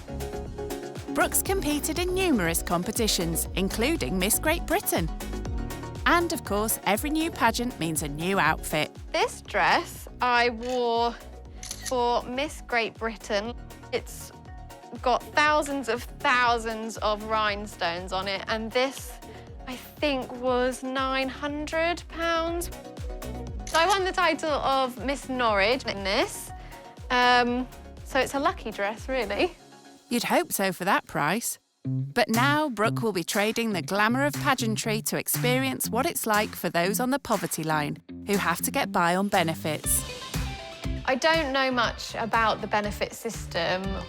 It's not something I've ever had to think about or worry about, really. I hope that spending time with people less fortunate than myself will help to broaden my horizons a bit more. It may be just a couple of hours' drive from Suffolk, but Hackney in East London is a world apart from Brooke's country idyll. It's where she'll be living skint with single mum of 8, Sonia, who never has a minute to herself. As a single mum, I do everything. I do the cooking, the cleaning, finances, anything that needs fixing in the house, and it is hard work. Sonia's older sons have flown the nest, but she still has 4 younger children living at home. Is that nice? Yeah. On top of juggling a busy household, Sonia also holds down a part-time job. I run a fruit juice stall in a local market. The business doesn't bring in much, and we are struggling financially. To supplement her meagre income, Sonia's forced to rely on benefits. I get £1,500 a month. After I've paid all the bills, there's literally about £200 left for the month. Right, gas, 30, I have to be super organised so that I don't get into any debt. I'll pass that ball here. Any luxuries are few and far between for this family. The last time the children and I went on holiday was over 10 years ago. Raising kids in this part of London is another thing that weighs heavy on Sonia's mind. In this area, we have problems with drugs, prostitution, gangs. It's not a very good area to bring up your children in. It's something that I worry about all the time. Come and get off me then. Determined to make a better life for her family, Sonia's studying for an arts and humanities course with the Open University. When I was younger, I wasn't able to read and I didn't really go to school. So I'm really trying to achieve something so that my children can look up to me and say, well, my mum's tried her best considering.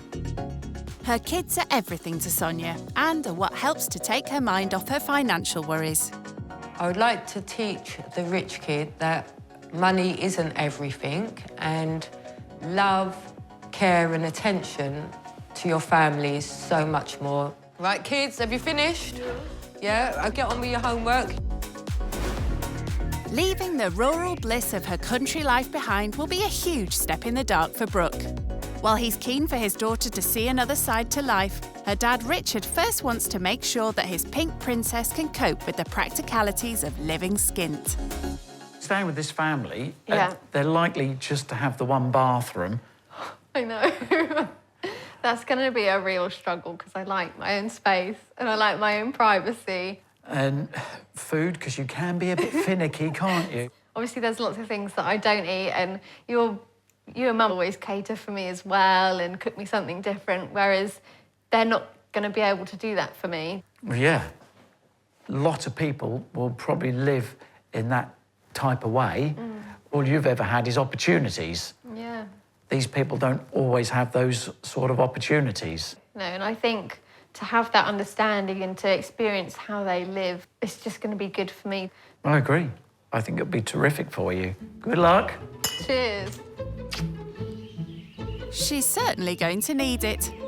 As the pampered princess gets all her pinks packed, it's clear giving up luxury living won't come easy. Good thing boyfriend Johnny's on hand to keep her in check. Thought this one might be nice. Little pink fur number. Do you think all of the coats are really necessary? Well, it gives you options then, doesn't it? And I think it might be appreciated if I've got a number of outfits. I think you might need another suitcase. She's not done yet. And then I'm going to bring, obviously, got my wash bag. Her £450 Louis Vuitton wash bag, that is. Gucci belt. And then I'm thinking I'll bring my Rolex. That's her £7,000 Rolex. Just got to find a way to pack it all in now. Armed with enough designer gear to open a boutique, it's a 125-mile trip from rural Suffolk countryside to the urban jungle that is East London. It's definitely really busy. So it looks like there's quite a lot of people living next to each other. It does look a bit like a rough area. I'm not, 100% sure I feel completely safe here. And some police cars. 2 police cars. Oh, I'm really nervous now. I'm wondering, what I've put myself up for.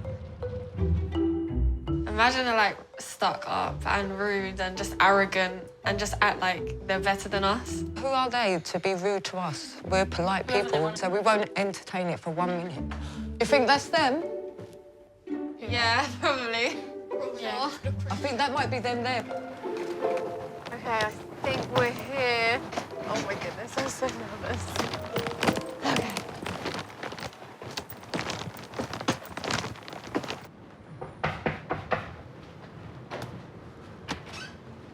Hello. Hi, I'm Brooke. I'm Sonia. Hi, nice to meet you. Nice to meet you too. I brought this for you, just as a little gift to say thank you for letting me stay. Oh, you're welcome. Let me take that. Thank you, thank you. Okay. Through here? Yes, please. Hiya. Hi. Hi. Hello. This is Brooke. This is my daughter Venus, Hi. Troy, Hi. Scarlett, and Maximus. Hi, nice to meet you all. Nice to meet you. And where are you from? So I'm from a little town in Suffolk. I live in the countryside. Okay, nice. Yeah, so it's quite a big change from what I'm used to. What is the type of area you live in?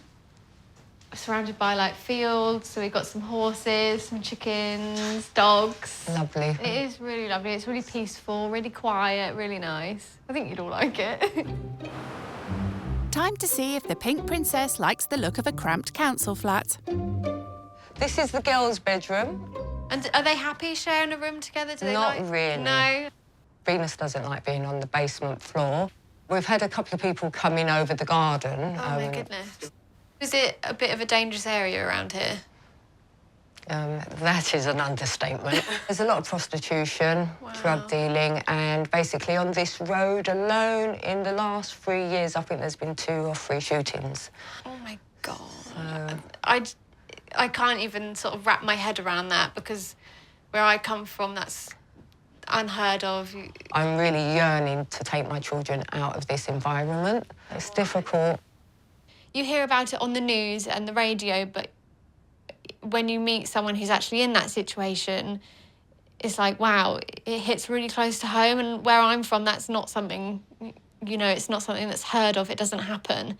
This is my room. This is a nice sized room. It's lovely. So Maximus sleeps in here with you, yeah? Yes. Right. But obviously... It's not ideal. No. There's a family of 3, me, my mum, my dad, living in an 8-bedroom house, whereas Sonia is a 5 family living in 3 beds. It's quite shocking, really. How is your house? What do you live in? So we live in quite a big house. It's got 8 bedrooms. It's got my room and my own bathroom. It gives you that space and that privacy, which obviously I've grown up with all along. Lovely. So to not have that is obviously quite a big change and a shock. And I would like to be able to provide my children with all that, but it's difficult. Yeah. It is difficult. I'm just so sorry to hear that this is your situation because you just don't deserve it. We're used to this situation. It's not that, but I'm trying to get out of it. Your parents have provided well for you, which is really good, and you're safe, which is lovely, and that's all I would like for my kids. It just brings it home to me how much I really do want to get out of the situation that we're in. I was quite surprised when Sonia got upset. She just wants to take them away from the life that they're in now, and it is really hard to watch and it is really sad. The last room is the bathroom, which is just down here. Does it get a bit difficult having to share this bathroom? Well, it does, but we've got 2 toilets, so that makes it easier. Yeah. One thing the family definitely don't have is a spare room for Brooke. So where will I be sleeping tonight? You'll be upstairs on the sofa. Have you ever slept on the sofa before? Not really, no. It's a new sofa, Okay. so hopefully you'll be comfortable. It's lunchtime, and with 4 mouths to feed, Sonia's forced to make a little go a long way. But how will fussy eater Brooke cope with a meal that comes in at less than 50p per person? I've made you a cheese sandwich. Right.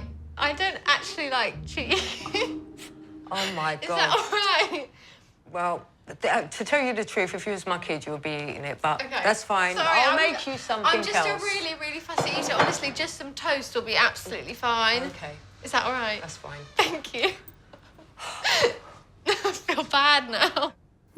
Seems Sonia's a little cheesed off. She reckons Brooke needs to realise what a struggle it is to feed her family. And where better to do that than at a local market where Sonia runs a fruit juice stall. I'm going to take you down to the store. Okay. And I'm going to see if you can do better than I do on the store. Oh, my goodness. Okay. And just see how I work. Oh, I don't What think a I've ever street done trader. anything like that before. Right, well, you're going to find out today. It's 1 p.m. as they head off to catch some of the lunchtime trade at the market. Together with Brooke's pink designer coat and £2,500 handbag, that is. I think she'll find going down the market really difficult, like especially in the clothes she's wearing. And people like People look at her and think like, what is she wearing? Yeah. Not Why? because she doesn't look smart and stuff, just because that's not what... Like, why would you walk through Hackney wearing that type of outfit? Yeah. Ridley Road Market, where Sonia has her stall, has been a huge part of East London's history and heritage since the 1880s and is lined with over 150 stalls. It's like fruit, vegetable, fish, and that's it, really. It's not a trendy market, like one of these farmers' markets. I do feel a bit out of place. I feel like I stick out a bit like a sore thumb. But you're very classy. There's a difference, and people will see that down here. Right. Despite never having even had a part-time job, Brooke's going to have to settle in quickly. This is the store. OK. Sonia's counting on her to drum up some business to help with this month's bills. 3 oranges will make 1 bottle. So just push them through. 1, 2, 3. You're going to sell it for £1. OK. And Bob's your uncle. No time to practice. Brooke already has her first customer. Hello, how are you? Can I have oranges? I'm all right, darling. You can. That's it. There you are. Till I take the £1. Oh, yeah, Thank you take you. Thanks a lot, guys. Thank you. Bye, take it. Thank you. With business slow, Sonia shows Brooke the East End way of drumming up some trade. £1 a cup. Come on, lovely. £1 only. You look good on the outside. What about your insides? Come on. She even has some help from one of the locals. Natural juice for £1. Natural juice. Come on. £1 a cup. £1 a cup. Right, I'm going to go and get some coffee. You're going to serve a couple of customers for me, owe me some money. I'll try. Okay, I'll be back. Being of West African and Sicilian heritage herself, Sonia's hoping this will give Brooke the chance to immerse herself in the market's melting pot of different cultures. So far, though, the Pink Princess is feeling like a fish out of water. People do seem to be staring. The market is crazy. I've never experienced anything like this ever, really. It's a completely different world to what I'm used to. It's a really intimidating atmosphere, you know. I do feel a bit out of place and, like, not 100% comfortable either. I don't think she's seen so many black people in her life. I don't think she's seen so many Pakistanis or Turks or Greeks or Italians or... There's so many people here from different parts of the world. I think that she's really shocked, actually. Hi. Can I have an orange juice, please? Yeah, of course. That's just £1 then, please. Thank you. Lovely, thank you. It may be just £1 to Brooke, but for Sonia, every penny counts. Woo! Sold my first orange juice. Very proud of myself. So I think that's a success. I think she's doing really well. Can I have orange juice, please, Yes, darling? of course you can. I'm so pleased for her and for myself. I've picked a great employee there. I think Sonia's going to be chuffed. How was that? Yeah, it was OK. We sold some juice, made some money. OK. It was definitely quite an experience, but I'm quite proud that I actually managed to do it. And how about shouting out to get a few more customers? I didn't do that. Did you not? So how did you manage to get customers without shouting? I think they were just drawn to my presence. Oh, well, that's good enough. I'm so proud of you as well. And thank you very much, because you've made us a few quid, as I can see.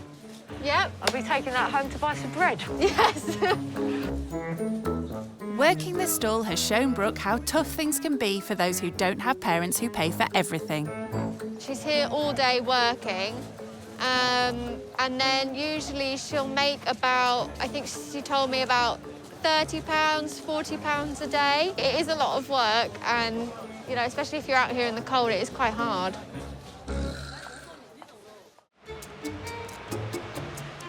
It's 3 p.m, and back home, teenager Venus is finding it quite hard to fathom how someone just a few years older than her can afford so much designer gear.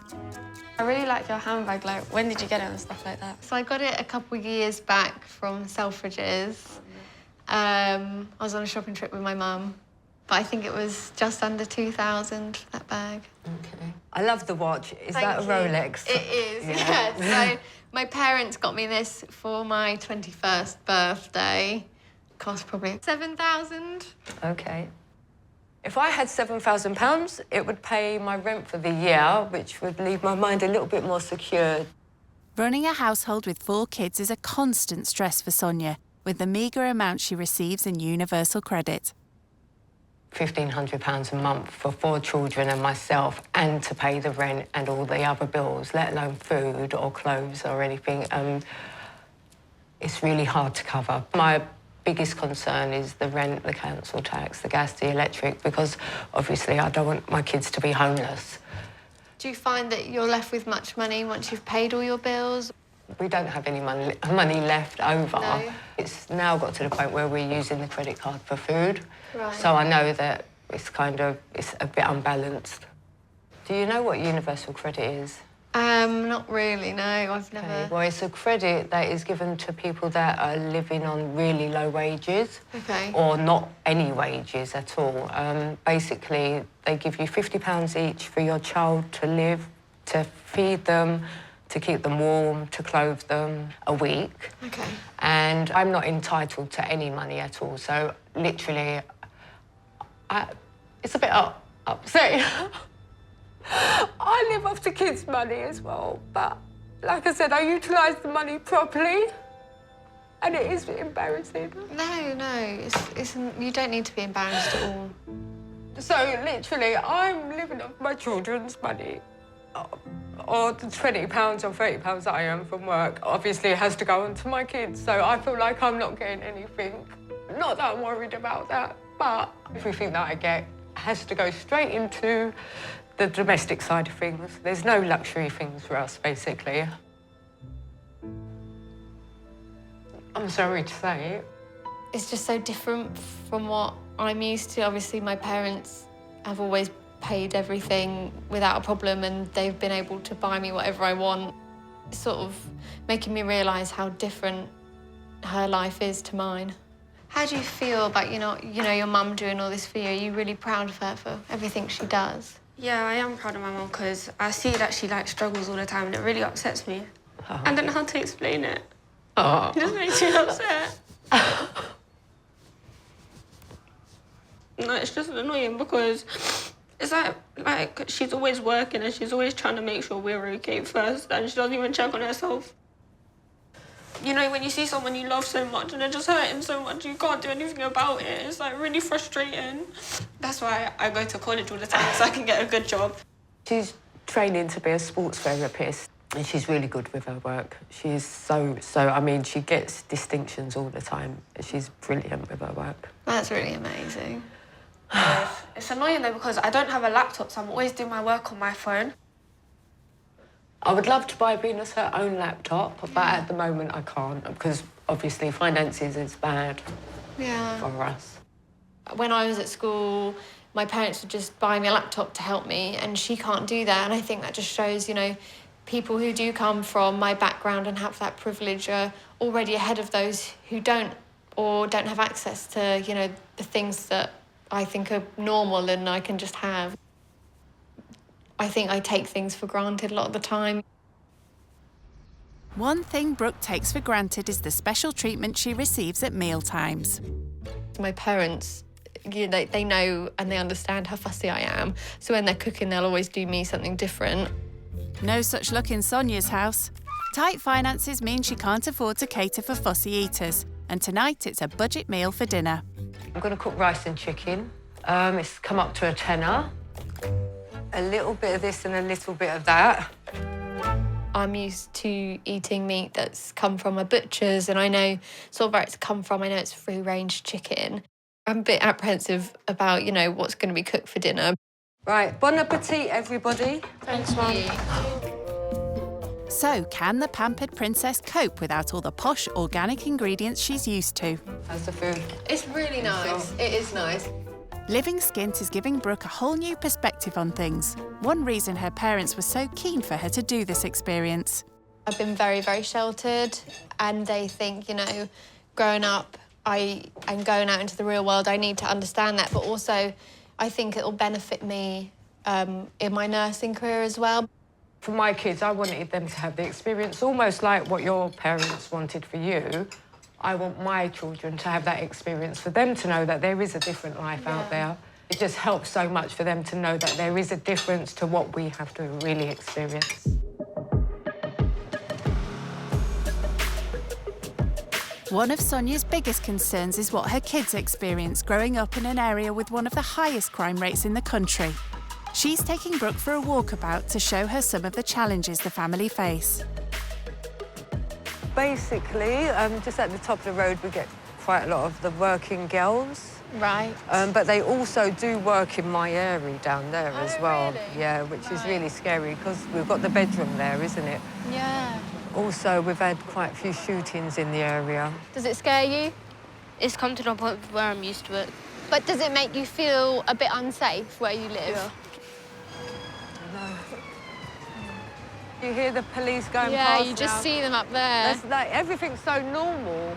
It's all so normal to the kids. I don't want them to have that as a normal, though. Luckily, Troy and Maximus do get some respite from the troubles when they visit their dad near the coast in Norwich. I think if I, were alone walking around here, I would feel really unsafe. I don't know how you manage, really. I get you what you mean, because I've lived here for most of my life, and for the first time when I went to my dad's house, like this, so say this is the beach, his house is like right here. It just felt safe. Did you like that? Yeah. That's nice. And that's why Mummy wants to move you out of London. For me, especially as a mother, I want the peace of mind that if the kids do want to go outside to play, they're going to be safe. It makes me so grateful for what I have and make me appreciate where I live and where I come from. And it makes me really empathise for Sonia that she has to live like this every day. A high crime rate is a million miles from the tranquility of Brooke's life in the Suffolk countryside. Back home, teenagers Venus and Scarlett are keen to hear more about it. So what do you go out to like in your spare time? So, this is a bit of a strange one. So I compete in pageants. Really? What, so like the beauty pageant type of stuff? Yeah. So I competed in Miss Universe Great Britain, Miss England. It's nice to just dress up in your nice dresses and feel a bit like a princess. Have you got any photos of your shows or anything, pageants? That's so nice. You look really pretty. Oh, thank you. That looks so nice. Was that the Miss... So that was Miss Great Britain. So how much would have your red dress been? That one was about £800. Do your parents pay for, like, all your pageants? Yeah, so my mum quite often will come with me and help me pick out a dress. And, yeah, she does pay for them. I think it's a crazy world she lives in. If you want to do a new hobby or you want to do a new sport, you're able to do it without worrying, or will I have enough money to do that hobby, or will I be able to buy that dress? Like how you like do football, sometimes you got to pay to go. Yeah, like shin pads and stuff. A bit expensive if you don't have the money. Another privilege Brooke enjoys back home is her own big bedroom with an ensuite. All right, good night. Have a nice sleep. And you. Sweet dreams. Sweet dreams. Bye. Bye. Bye. But tonight, the Pink Princess will be slumming it. Never slept on a sofa before, really, so this is a first for me. It does feel like quite comfy. I mean, I've not slept in a sleeping bag before either, so it's a first. I'm obviously nervous because of the area, about what could happen. I'm sure it'll be completely fine, but that's just me being paranoid. It's 8 a.m. and a slow start to Brooke's second day living skint after what sounds like a rather restless night. The man in the flat above was really noisy all night. I don't know what he was doing, but he wouldn't, stop making noise. But other than that, it wasn't too bad, really, for, a first-time sofa server. Lucky for Brooke, Sonia's already been up for an hour and is treating her guest to a full English. How's your breakfast? It's good, thank you. I do love toast. Yeah, and you like as well. bacon? Yeah, Good. yeah. On top of juggling her studies, a job and raising 4 kids, Sonia also takes care of all the DIY. Not surprisingly, she's eager to make use of an extra pair of hands today. I can't afford to have a handyman in the house, so I do everything myself in the house, including the floors, everything I've done here. So there's one shelf that needs to be put up, and I would like your help. Okay. It's so nice to have someone in the house to help. Well, I'll try my best. I've never put up a shelf before. I wouldn't know where to start. If I've ever got something I need doing, I'll just ask my dad. Hopefully I'll make him proud. You'll make him proud today when he sees you put the shelf up. He'll be like, my daughter knows how to put a shelf up. Exactly. It's a good life Which is really skill to good, have, so he'll be happy when you leave home. Yeah, definitely. Has everybody finished? Yes. Yep. Yeah. Let's clear the tables. The shelf Sonia wants help with is for Troy and Maximus to use in their bedroom. You're just going to go straight in the hole. Right. Like that. Right. Hold it. Once you can feel it on the wall, then just push and press at the same time. Oh, my God. Right. Make sure you got What it do I in. press to make it go? The blue one there. So, There's two turn it round like this. Get it in the hole. Okay. Right. Right. Right, it's in the hole. You can feel it's on the Yeah. wall, isn't it?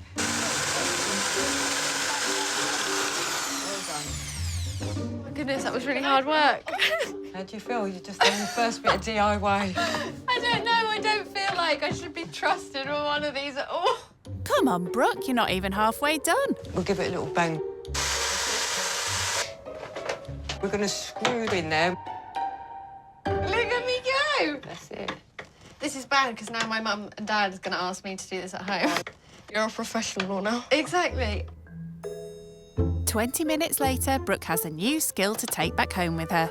I'm really impressed with myself. Well, now you know what you're doing as well. That's the main thing, isn't it? You know, because there will come the day when you have to do things for yourself. I'm proud to say that I've been able to teach her something, and hopefully she'll be able to go home and make it a little bit easier on her mum and dad now.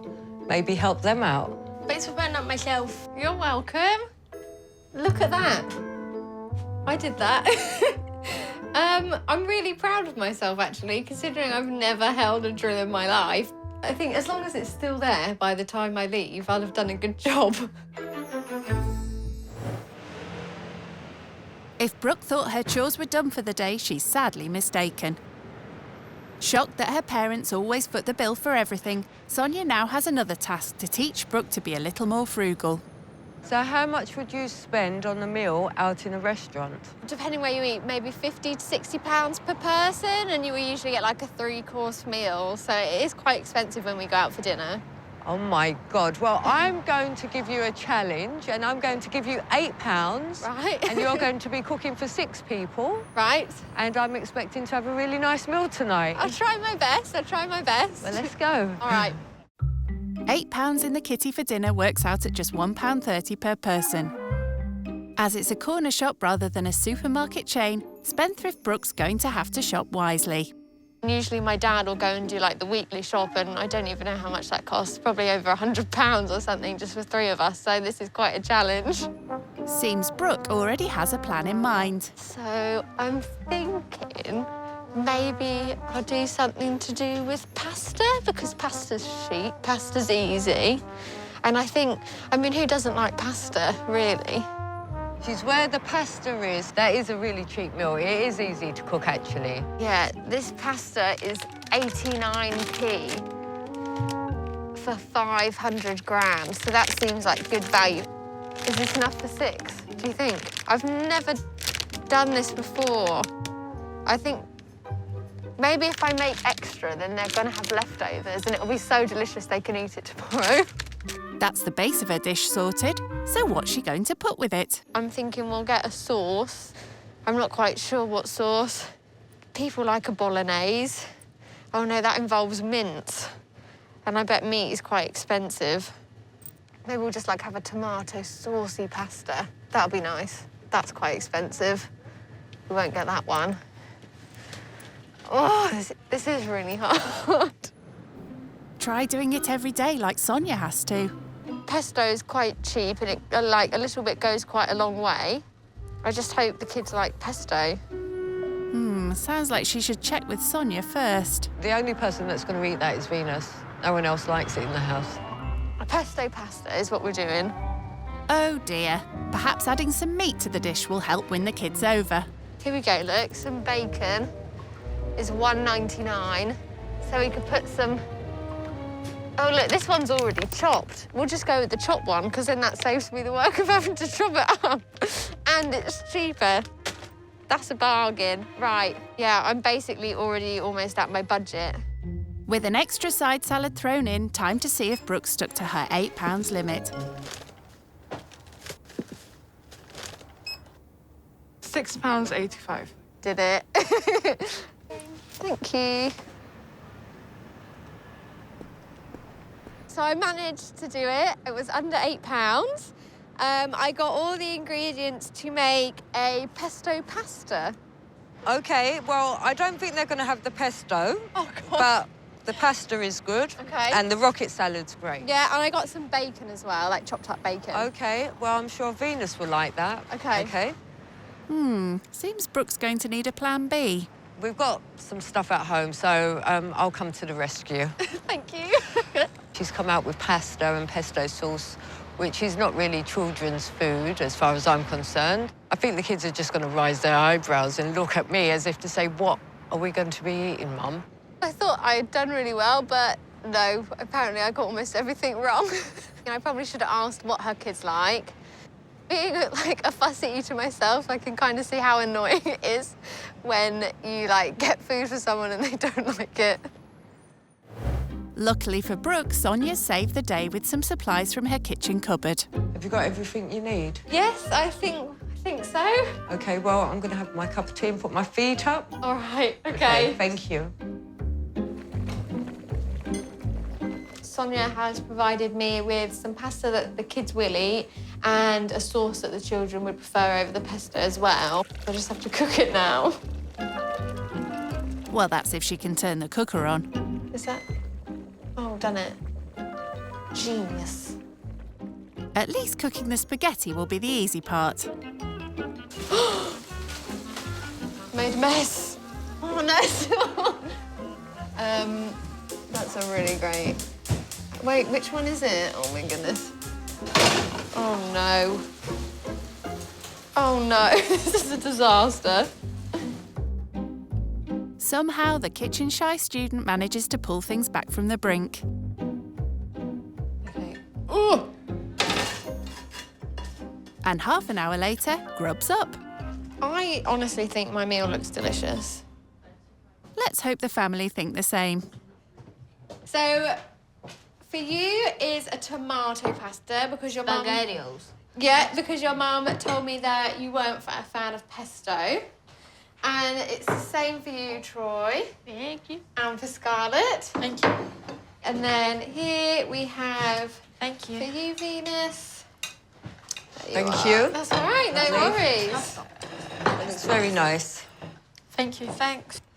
How do you think you got on with your shopping challenge? I did manage it in the end with some help from you. And yeah, it was challenging, but I'm glad I sort of managed to get something together for everyone. Okay. This one actually generally tastes good. Okay, good. That's really nice, because usually if I cook pasta like that, they don't want it. And they definitely don't tell me it tastes good. Maybe he's just saying that to be nice. Cooking on a budget for this many people is obviously something I've never had to do before. You know, my dad will go out and do the weekly shop, and, you know, I don't really know how much that costs. So, yeah, this was definitely quite a challenge for me, but I'm glad that everyone's enjoying it. Well, the plates are full and everybody's eating, so you've done good. Well done, thank you. Living skint has certainly taken country girl Brooke way out of her comfort zone. But with a successful dinner under her belt... Maximus, take those plates out. It's almost time to return home with all that Sonia's taught her. You're just a remarkable woman for doing all of this on your own. You know, you're raising 4 beautiful, wonderful children.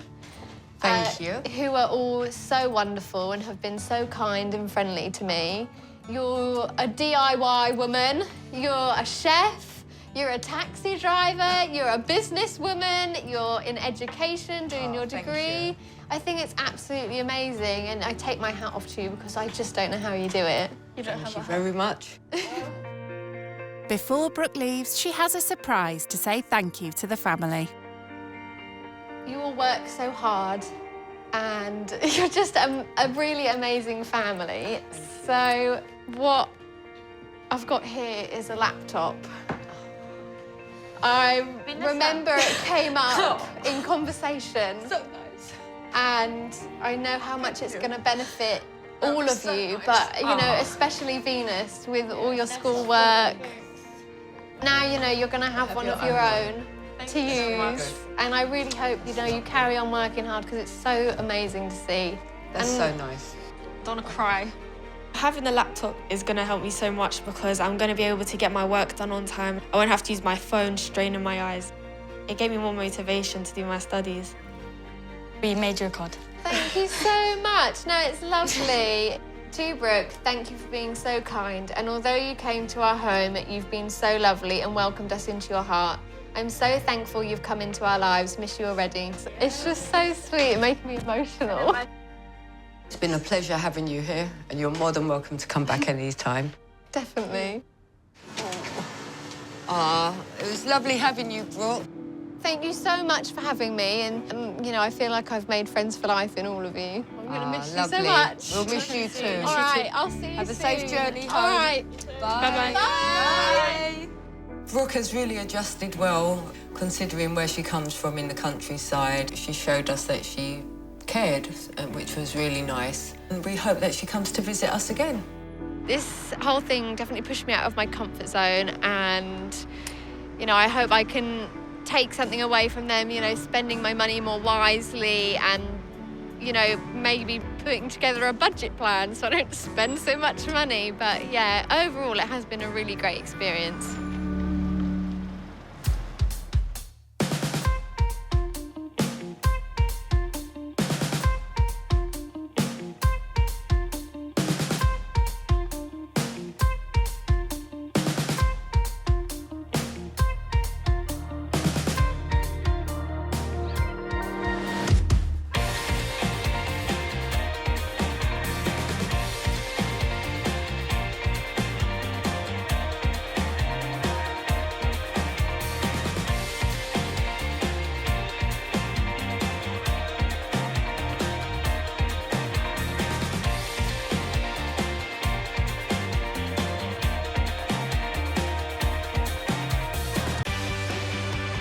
Brand new rich kids used to living the high life. I would say I'm privileged. I'm a bit of a princess. I look like a bad bitch in these. Every day's a catwalk. They're about to take a giant leap out of their comfort zone. I feel like I've just been dropped into a parallel universe. It does look a bit rough. They'll stay with typical British families living on the breadline. Look at the car. It looks like it's cost a lot of money. I really do want to get out of the situation. Literally, I get paid, and the next day I have no money. They'll learn what life is like.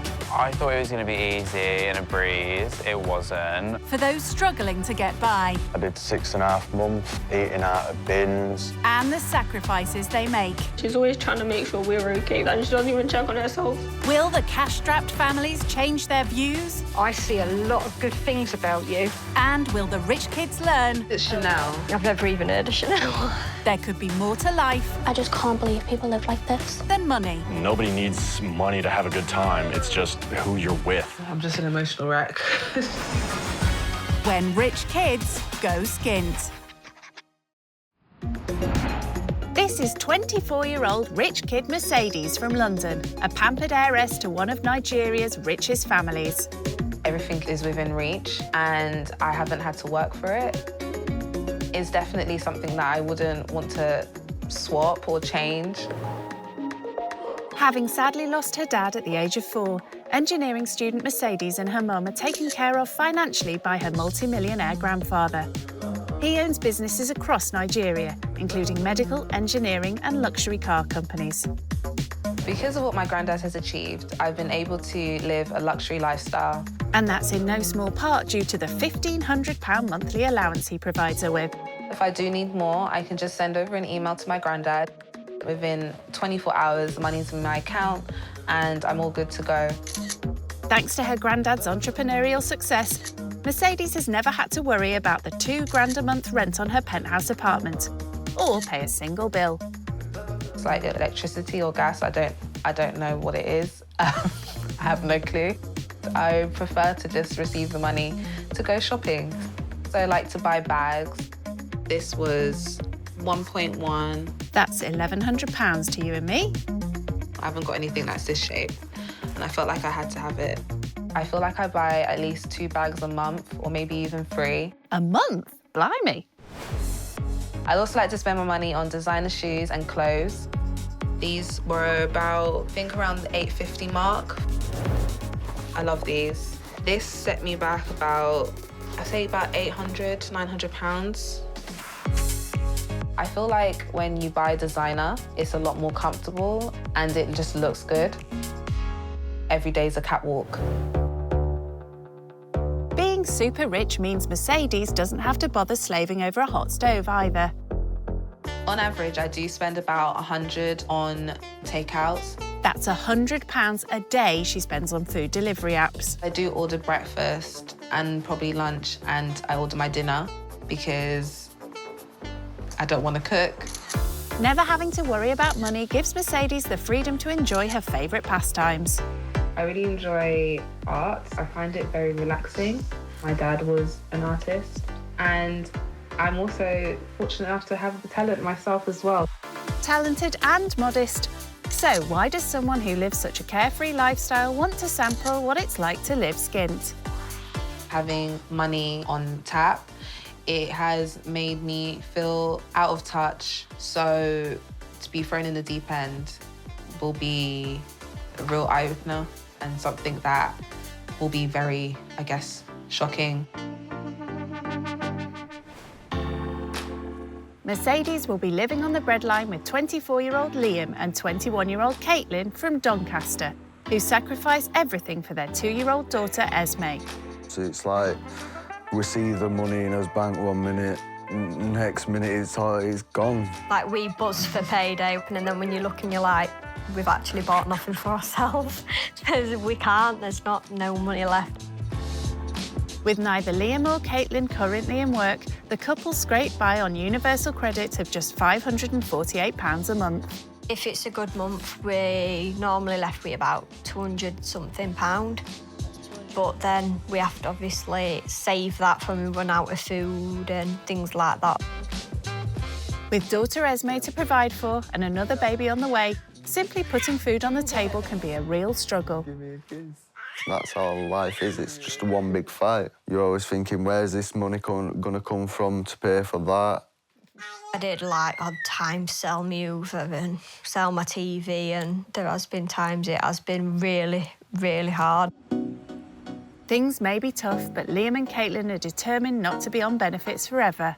I do want to work. 100% want to work. Bricklaying, gardener, anything what can just get me out there and earn money for my family. With the family squeezed into a cramped 2-bed council house, the couple are keen to see how the rich kid will cope. It's going to be a big difference. I've seen quite a lot of rich people are a bit... snobby. Yeah.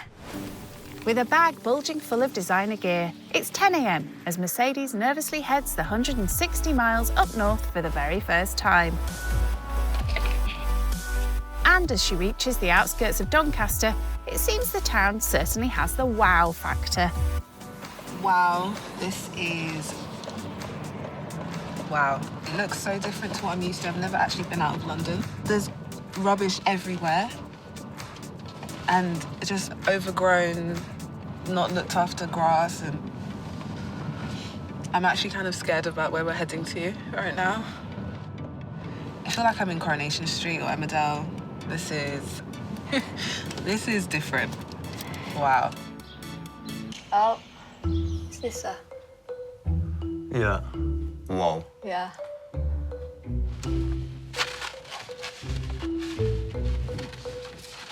I feel like I've just been dropped into a parallel universe. I saw newspaper in someone's window as a curtain, and I'm really hoping that's not where I'm going. I'm getting really, really nervous. Yeah, I am now. I feel like I'm Beyonce or something. That's why everyone's looking at me like I'm a foreigner.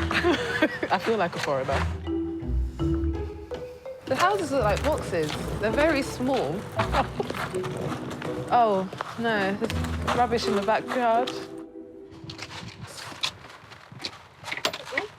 Oh my God. Oh, my nails can't even. Hello. I'm Caitlin. I'm Liam. Hi, Liam. Come in. Okay. Yep. Yeah. Okay. Thank you. Saying hello, Esme. Hello. Saying hello. So as you can see, our living room is very small. Very small. There's not much room. Yeah, this is it's probably as big as my wardrobe, so it's very Wow. It's very Do you want surprising. to look round the rest of the house or do you want 2 minutes? Yeah, sure. Seems the rest of the rooms aren't much bigger than her wardrobe either.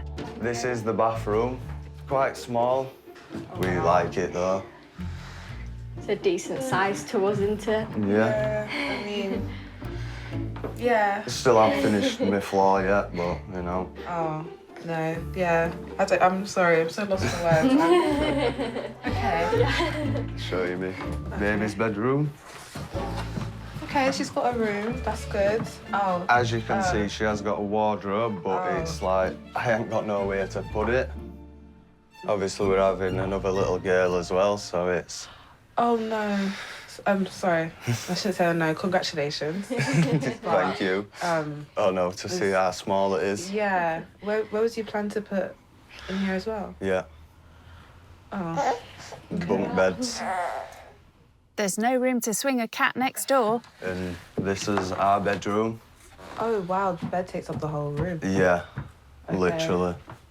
Oh, this is a very small house. As you can tell, we can't even have a wardrobe. Yeah, about to say, the storage. There's no storage. Like, we've got to just put his clothes, like, on a box or in a little drawer. So you haven't got a wardrobe? No. Oh. Oh, wow.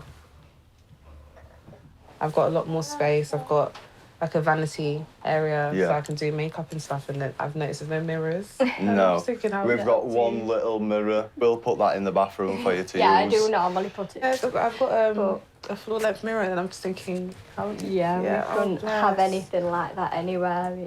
Wow, okay. There's always the outdoor area if Mercedes needs some space to herself. So what's the plan with the garden? Eventually, I want, like, a big shed at back. Okay. A big decking, loads of decking here. That to us is a lot of money. Yeah, no, That's just like thinking- shopping for 2 months to us. It's, Really? Yeah, it's a big... Oh, wow, okay. So what's Mercedes' verdict on her first time inside a cramped council house? You can barely come inside.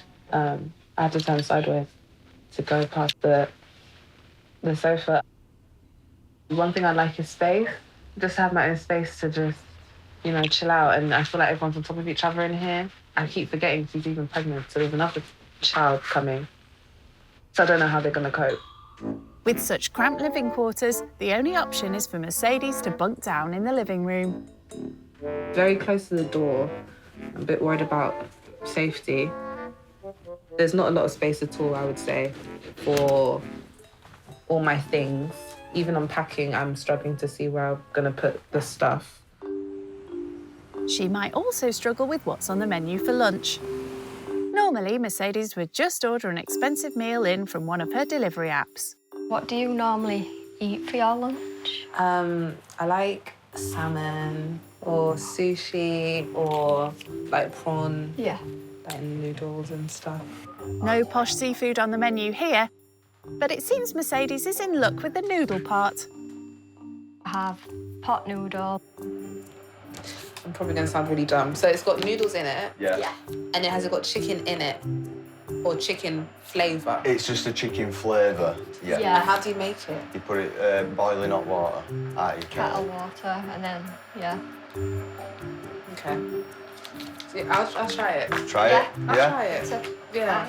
Why not? I'm still trying to understand that it sits in the cupboard. It doesn't go off. I don't know. Oh wow.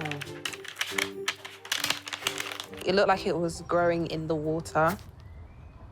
It's a shame that's the only option for lunch. So how much do you normally spend on a budget on lunch then? £35 for my lunch. It's like 2 weekly shop on everything. Wow. Yeah, it's because I like a lot of stuff freshly made, because that's why I'm a bit scared of that because obviously it's already made. It's very rare we have anything Fresh. Really? We normally buy freezer veg and things like. Okay. Do you ever worry about what's in, like, you're eating in terms of what could be inside or? I'll eat literally anything except from fish. Yeah, I'm not a big... You don't like fish? None of us like fish at all. Really? At just £1 a pot, instant noodles are an incredible 35 times cheaper than Mercedes' daily lunch allowance. Doesn't look like the noodles I have.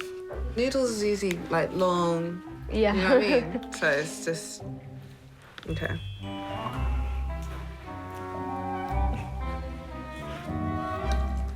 Not very nice. Sorry.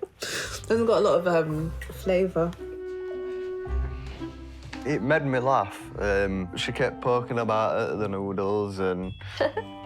To us, it's fine, but obviously she's used to eating proper stuff and yeah, expensive food. I feel like they're very conscious of having a lot of what they can afford, and things that I think are important, such as vegetables, fruits, are being left out. I don't think that's too good because obviously you've got a little kid. She is pregnant, so it's a shame that being healthy doesn't look like it's that much of an option. Financial constraints certainly limit many of Liam and Caitlin's options in life. They're keen to hear about what it's like for those who never have to think about what they spend. So do you currently work then for your money? I don't know. My granddad, he's a millionaire, and yeah, he sends money down to me and my family. So anything we need, just ask Granddad. He sends roughly about 1.5k a month to me. And I've not even seen a grand. Never mind anything else. I tend to just spend it on bags and stuff. I haven't even got a bag. You haven't got a bag? No, I haven't. And I just stick my money in my coat pocket. Wow, okay. What is your most expensivest bag? I have a Louis Vuitton backpack, which is $6,000. Wow. Yeah. God, I think actually £6,000, is that a lot of money to you? I wouldn't say it's a lot because when I need something and I just ask for it, it feels like there's no limit. Yeah, so it's wow, that is like... It's like it's a complete shock. So much money. Oh, God. So she just emails her granddad for like, what, £6,000 for a bag? It's like, wow. I wonder what it'd actually be like for her to pay her own bills and... Not ask her granddad for money and pay all the bills herself. How much was that? It's 3.5. Just for that. Yeah. It doesn't actually look Yeah, like that expensive. No, like it's because it's Chanel. It's I've never even heard of Chanel. I don't know what Chanel is. You don't know Chanel? No, I don't. I've heard of like Gucci, but I've never heard of like Chanel or... Oh my God. Like, what did you say? Louis Vuitton? Yeah, I've never heard of never that. heard of that. Do you guys have luxury shops? Because obviously in London we have Selfridges. I don't know. Do you guys We've have got shops like... A few, but we've never been in. JD and... Yeah, that's like our luxury. Like JD. They don't know what Chanel is, Fendi, Louis Vuitton. Like, these are household names. Everyone knows them. I'm just shocked. We're just not topped up on clothes or things like that, are we? Yeah. From us universal credit, we could have the last 20 quid and... Universal? Credit. That's benefits of the government. Okay. So that last bit of money, what we've got spare, we'll put it on her. We get about £548 a month. Pardon? And £540 a month? Yeah. Yeah. For everything? Yeah. Literally everything. Okay. I bet that's a bit. Yeah, that's a big difference. Wow. Okay. We manage on it, don't we? It's a struggle, but normally we spend about £100 on shopping a month. Okay. But we've learnt to deal with that. Sometimes we do get anxious and depressed and upset over it. Sometimes I've gone a full day and a night without out to eat. Nothing to eat? No. That is so bad. The fact that they go hungry, don't even eat for a day. I'm gonna get emotional again. And then I'm here eating, 3 times a day, ordering in, spending up to about £120 on food. And that's a day. And then they're having to budget £500 for a month. I think it's very unfair. Oh, God. How old are you? 21. It's sad because I'm just thinking about when I was 21. I just can't imagine how I would have handled all of this. Even though I'm older, you're a lot more mature than me. That's what it is, because you're actually handling all of this at the age of 21. Oh. We get there, don't we, Esme? She has a whole life ahead of her, but she's having to deal with these stresses. 21, as a baby, I've at 21, what was I doing? Partying. Still am, going to all the nice fancy bars, restaurants, and she's having to worry about if they can feed the kid. It's really hit home. I'm just an emotional wreck. 1, 2. She just thinks the world is so easy in her eyes, and now she's looking at us, she's thinking, wow, there is 2 different worlds kind of thing. Give her a bit of a shock, I think.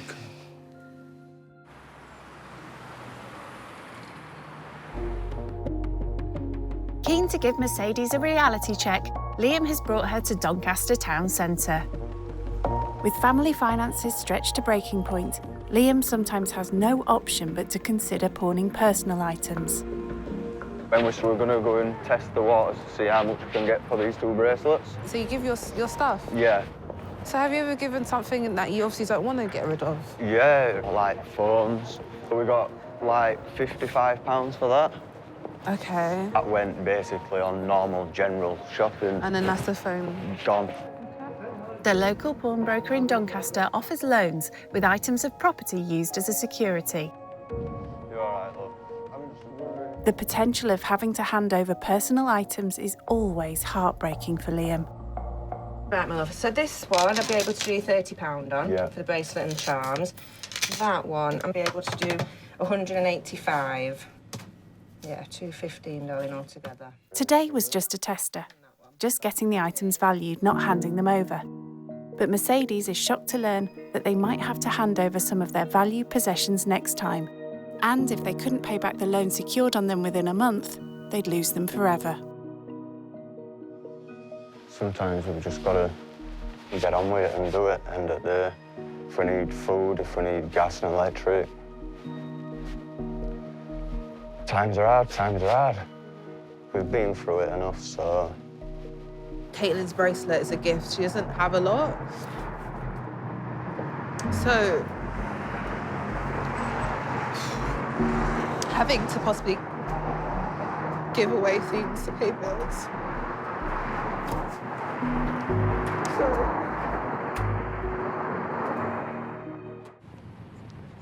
The couple's situation may be desperate, but it's nothing compared to what Liam went through during his teenage years. When I was 13 years old, I couldn't get no money at the time, not old enough to go on job seekers or anything like that.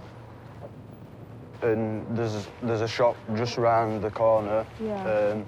I had to sleep underneath it for 6.5 months. This here, this door never used to be here.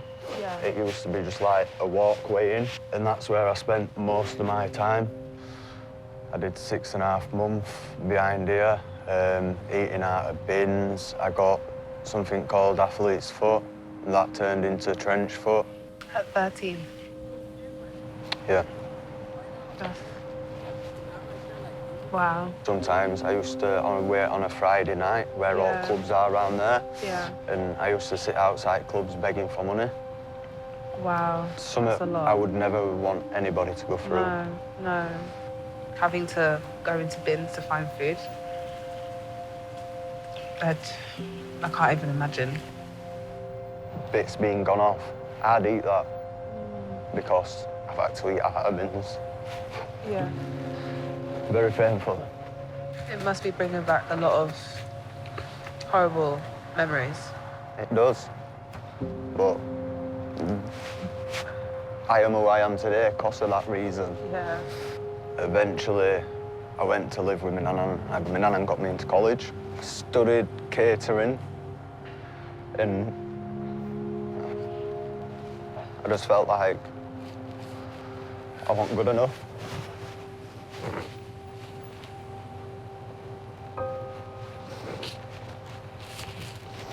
I left that, basically grew on my own 2 feet. Can't read much now, can't write very well. I'm very, very dyslexic, so that stops me from getting plenty of jobs. It stopped me from driving, stopped me from actually working sometimes.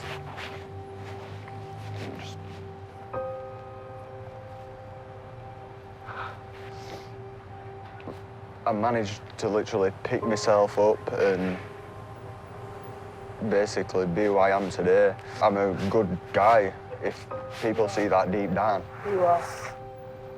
For more that you've gone through, you're still so positive. You're an amazing person, I must say.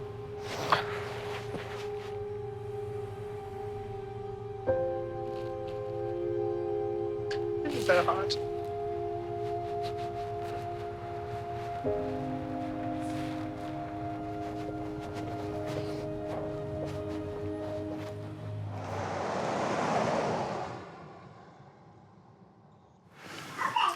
It's dinner time. Thank you. And hearing about all that Liam went through as a teenager seems to have given Mercedes a new perspective on things. Do you know what? Chicken nuggets aren't bad. Not bad. I can't complain. Better than the pot noodle. It's a lot better than the. It's a lot better than the instant noodles. 13. I'm still trying to wrap my head around it. And I can't imagine what I would have done in that situation if I was 13. The fact that he has a roof over his head, you know, and food, even if it might be chicken nuggets and chips, is something. And I'm sure anybody would pick that over eating out of a bin.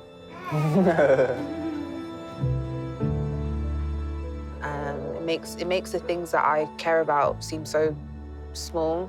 And there's a bigger picture. There's so much more to life. After an emotional day, everyone's ready for bed by 10 p.m. Good night, Mercedes. Good night. Everyone apart from little Bo Peep, that is, who is getting to grips with spending a night on the sofa. I feel very restricted because it's not a lot of space, but... And this isn't the sickest cover to have. Oh. I can't imagine getting a good night's sleep with the baby crying over throughout the night, if that's the case. She might have a bit of a rough night, but I'm sure she'll get her head down. She ain't got a choice, so she'll get tired at some point to fall asleep. Let's hope so. Liam and Caitlin have a big day planned for Mercedes tomorrow. Shown her how we live today, so it's her. I want her to do it tomorrow. To show us. What she's learned from us.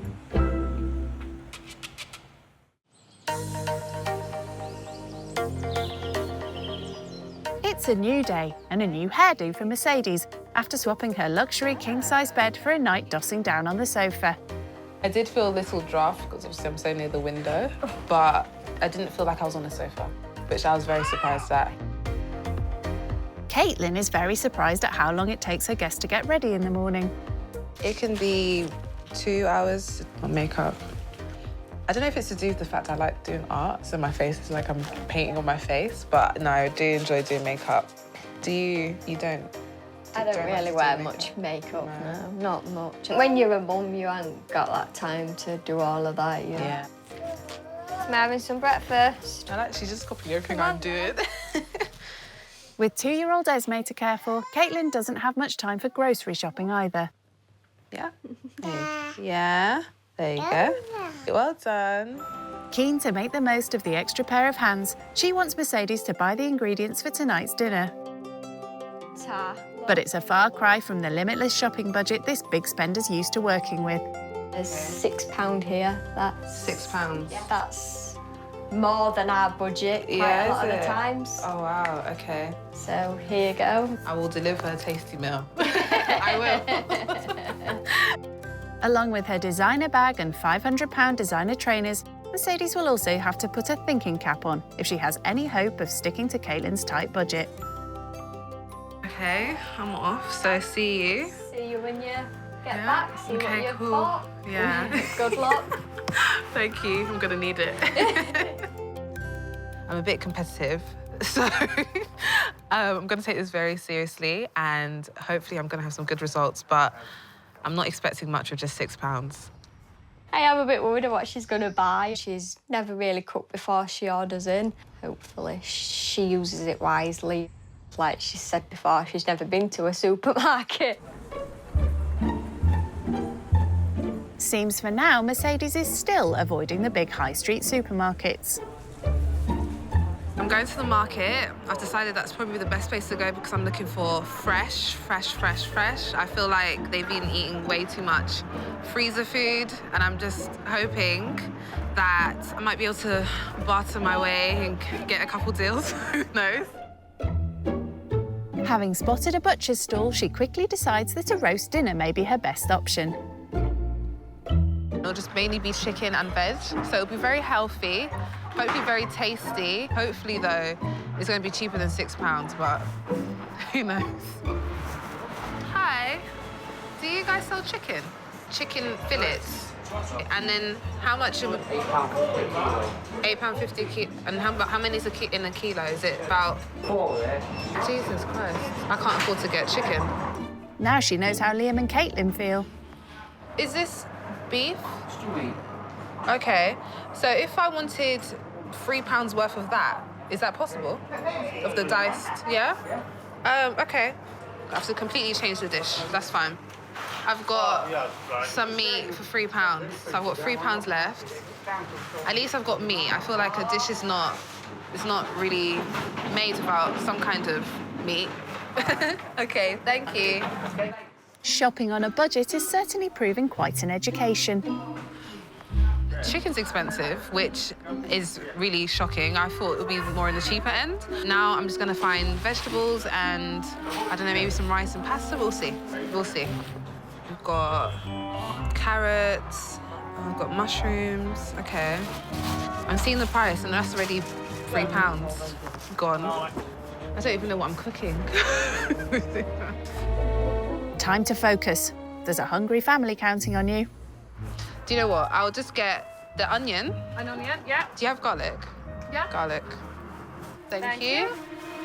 Thanks. Right, put back, yeah. Good luck to you and enjoy yourself in South Yorkshire. Thank you. Bye.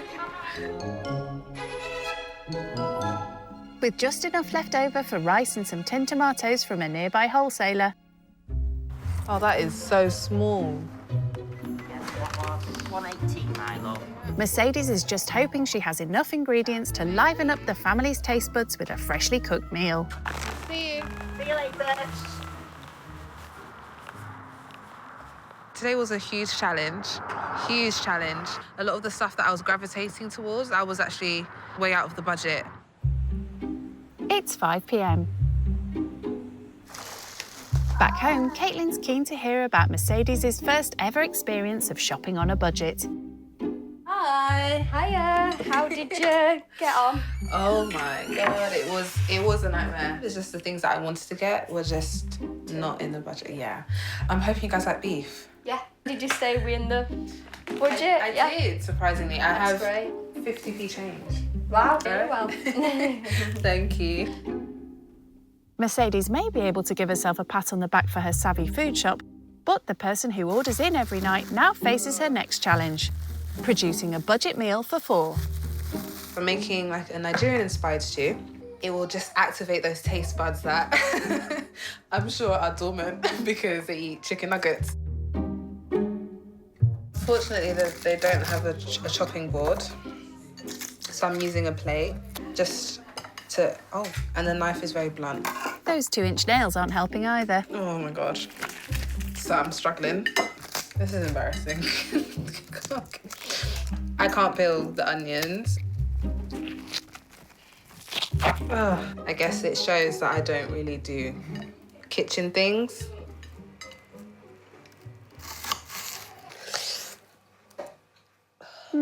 That's becoming more apparent by the minute. I'm trying to adjust the temperature, but I don't know. It's not, I don't know if it's hot or if it's... It sounds like something's happening. I don't want to touch it, but yeah, I'm going to leave it to simmer. I don't know, just leave that simmer. Slaving over a hot stove may not be one of Mercedes's passions, but art certainly is. While the dinner cooks, she's decided to put her talents to good use with a surprise for Esme. Do you guys mind if I become a bit creative in Esme's room and just do little designs and stuff? Yeah? That's fine. Is that fine? Yeah. Okay. Thank you for trusting me. Esme will be sharing her bedroom with the new baby in a few weeks' time. Mercedes reckons it could do with a little brightening up, using some paint and decorations she bought with her own money earlier. Got some wall art, really cute rainbows. I'm gonna stick them up. Esme is such a girly girl and she appreciates everything girly, so I feel like a unicorn would be really nice in the room. Sharing a small bedroom is a far cry from all the privileges she enjoyed as a child. Everything I'd ever wanted was just everywhere. I had every Barbie, if there was a new Barbie house, I had it. Half an hour later, it's time to see what the family make of Mercedes's makeover.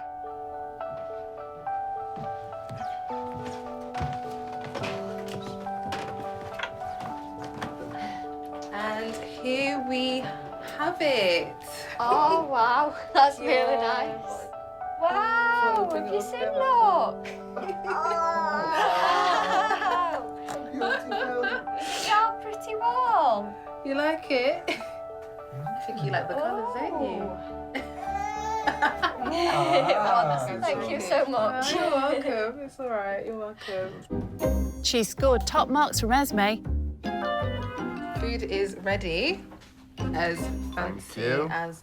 Let's hope Liam and Caitlin are equally impressed with the £6 Nigerian-inspired stew that Mercedes is serving up for dinner. That is actually really nice. Is it? I've never tasted the flavour before. It is nice. It's like, wow. Guys, stop. Literally, it's like, wow. You've done a really good job. £6. Sorry. I literally wasn't expecting this. That is why I'm so surprised. Because I waste money. I waste money. So do you reckon you'll actually start cooking Mate, do you know, seeing you guys' responses and even me eating this, I'm actually surprised. Because I feel like I would be able to order this, but I'll be charged a lot more. So £6, I'm shocked. I'm really shocked. Yeah. You defo need to start making this. Don't worry, I'll give you the recipe. It's the morning of Mercedes' last day learning about the financial struggles faced by Caitlin and Liam in Doncaster. Both have ambitions to get a job, but one big hurdle in their way is the cost of a driving licence.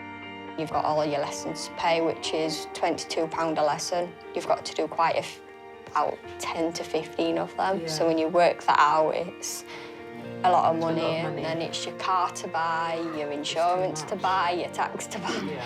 It is just one.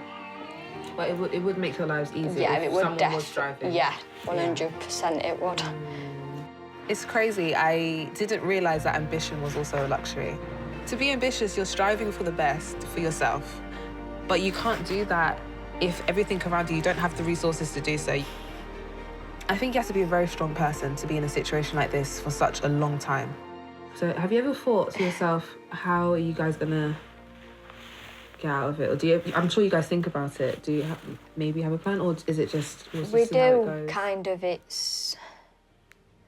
We both want to do things in life. It's just getting to that point. Getting to that. You don't think about it too much because then it gets you down then and then.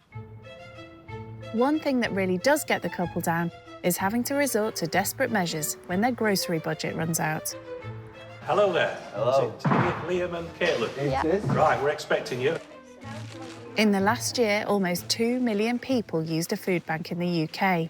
This one, run by the local authority, provides a lifeline for Liam and Caitlin when they don't even have enough for the basics. I've got some spaghetti hoops, some more spaghetti. Did you get the corned beef? Yeah. Yeah. Some corned beef. We haven't had that for a bit. What's your plan with all this stuff that you're collecting? Like, we've got the can of mushrooms and a bolognese sauce. I know I've got a bit of mince at home, so I can make that into a nice meal. I've got some pasta with that. Okay. All the stuff that you're getting, it's meals. Yeah, meal after meal after meal, basically. That's really good. That's really good. How popular would you say that this service is? It's extremely popular. We have supported probably since the food bank started about 6 years ago. I think it's about 10,000 people have actually received support. Wow. No, John, you like rocket lettuce, don't you? Yeah. Yeah. Food banks are amazing. I'm really happy that things like this are actually available to people that need it. And it's just amazing that people have such good in their heart that are willing to volunteer.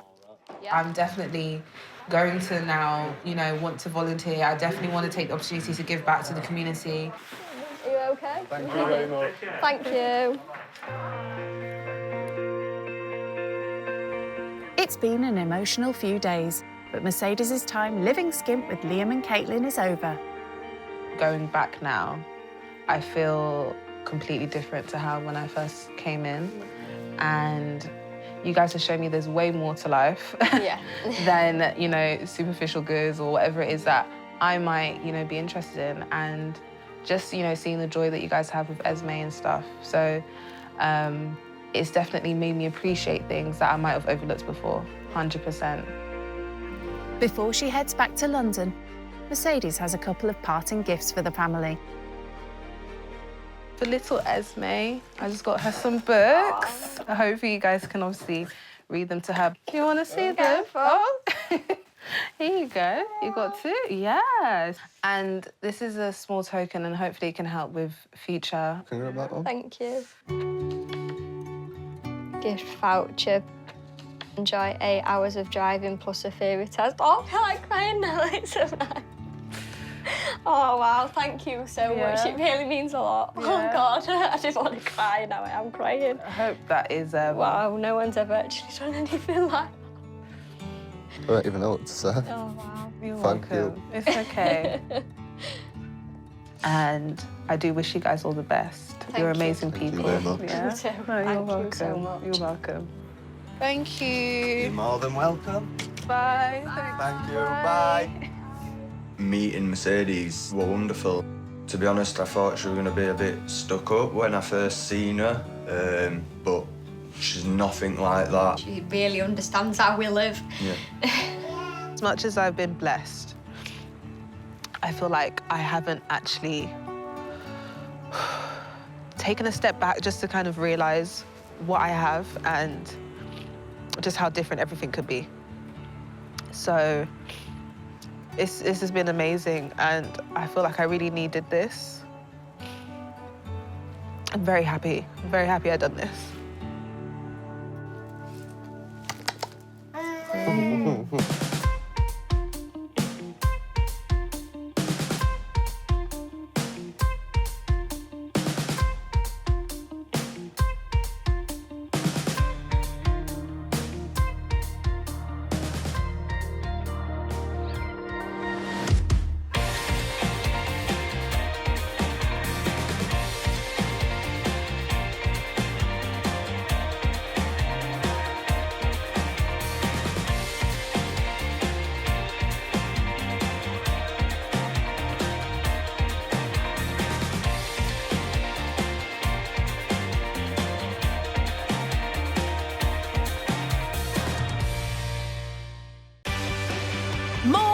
new rich kids used to living the high life.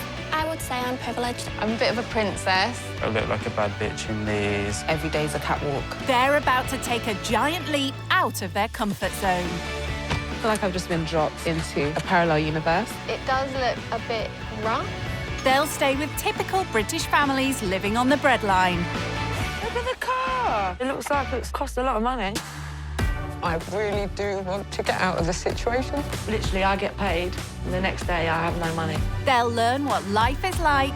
I thought it was going to be easy and a breeze. It wasn't. For those struggling to get by. I did 6.5 months eating out of bins. And the sacrifices they make. She's always trying to make sure we're okay, and she doesn't even check on herself. Will the cash-strapped families change their views? I see a lot of good things about you. And will the rich kids learn? It's Chanel. I've never even heard of Chanel. There could be more to life. I just can't believe people live like this. Than money. Nobody needs money to have a good time. It's just who you're with. I'm just an emotional wreck. When rich kids go skint. I spend over £1,000 on shoes a month. Rich kid Jess is the daughter of a retail and property millionaire. When I was growing up, I wanted for nothing. My parents did everything for me. At 24, she still lives rent-free at the family's £1 million mansion outside Liverpool. I could get my own place, but here I have so much space. My mum does my washing, we have a cleaner, and I just love being with my family. Her parents' generosity also stretched to a £32,000 runaround. For my 21st birthday, my parents gave me a brand new Range Rover Evoque. After dropping out of college, Jess got a job as a beautician, but within months she got a chance to establish her own salon. I set the business up with only a few £100s, and it's turned out very successful. It's important to me that I work really hard. Even though my parents are wealthy, I want to be just as successful as them. And it's just as well, because she also works hard at spending money. I love shopping. Shoes are my thing. Christian Louboutin, Jimmy Choo, Alexander McQueen and Valentino. These are the first pair of designer shoes I ever bought. I always wanted a pair of Christian Louboutins because of the red sole, and you always see celebrities wear them. They cost me £595. These are YSL. These cost about £700. £700? You could buy a car for that. Not Jess's car, obviously. This is my Louis Vuitton Speedy bag. This probably cost around £1,000. I very rarely use it. I even forgot I had it. But will she miss her luxury lifestyle when she goes skint? I'd be worried about sleeping on a couch, unhealthy food and tap water. You know the rim, and it's like black. Ugh. Picky drinker Jess has a point to prove. I want to prove to the family just because I have money doesn't mean I'm a spoiled brat. So will this beauty queen get her tresses in a twist, staying with the Yoloye family? 40-year-old Gemma, her husband Yinka, and their 2-year-old son Matthew. High five. Yeah. I currently work full-time as a customer service associate for a very well-known bank. Maths graduate Yinka has been out of work for 2 years. He's found that getting a job interview is only the first obstacle.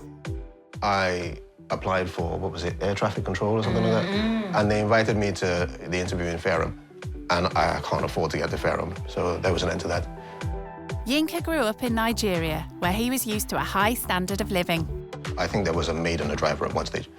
And then my dad died in a road traffic accident, and he was a breadwinner, so the standard of living declined. They were married 5 years ago and set their hearts on starting their own family. We ended up having 4 miscarriages, and then we had a stillbirth. When they did the scan, and they said there was no heartbeat. Sorry. Yeah. And they said there was no heartbeat. I remember just thinking, wow, this sucks. This really does suck. But their pain didn't end there. We had to find the finances to bury her. I didn't realise it was costly.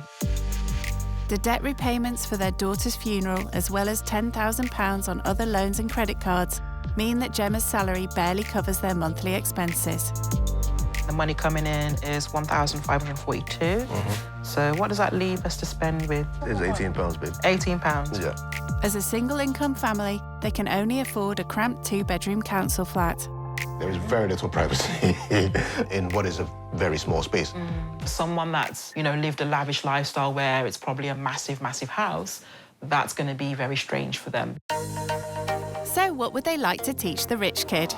As bad as our situation is, there are always other people out there who are worse than me. There are people that sleep on the street. I do think the world would be such a better place if everybody would just turn around and help each other. So I'm hoping that I can show them that. Isn't that nice? No, I think them shoes are too big for me. In their country house near Liverpool, Mum Diane, who is an assistant head of year, just wants Jess to learn a thing or two. Maybe you could learn to use the iron, you know, help around the house a little bit more, appreciate that I do absolutely everything for you. Because these are things, these are life skills that you're going to have to do eventually when you fly the nest, whenever that may be. I'm not moving out. No, she's not going to move out. I don't think she's ever going to. But you're going to have to learn these skills. I'm extremely excited to see how Jess is going to get on. She will have an absolute shock, and just hopeful that it will make her realise how lucky she is. Just promise me one thing, Jessica, you're not going to turn up in your high Louboutins, are you? No, I'm taking my Gucci trainers. Oh, right, OK.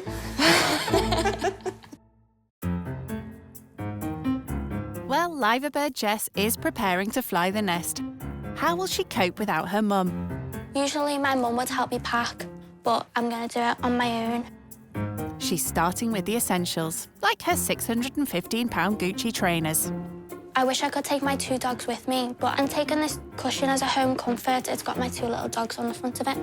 Fair enough. I don't think she'd fit her actual dogs in there.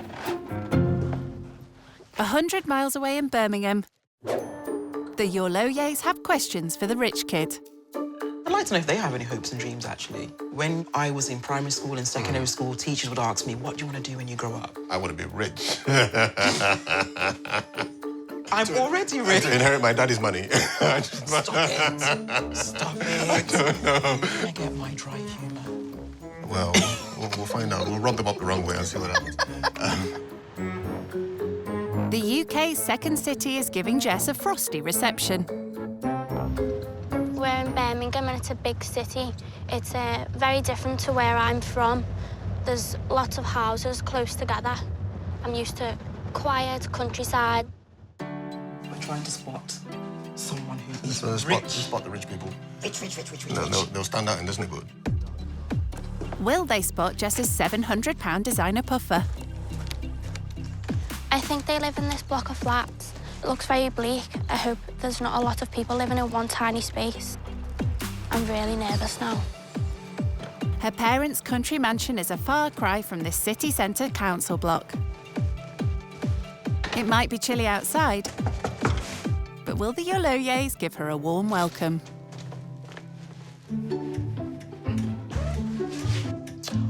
Hi. Hi, I'm Jess. So lovely to meet you. Lovely to meet you. I'm Gemma. Hello.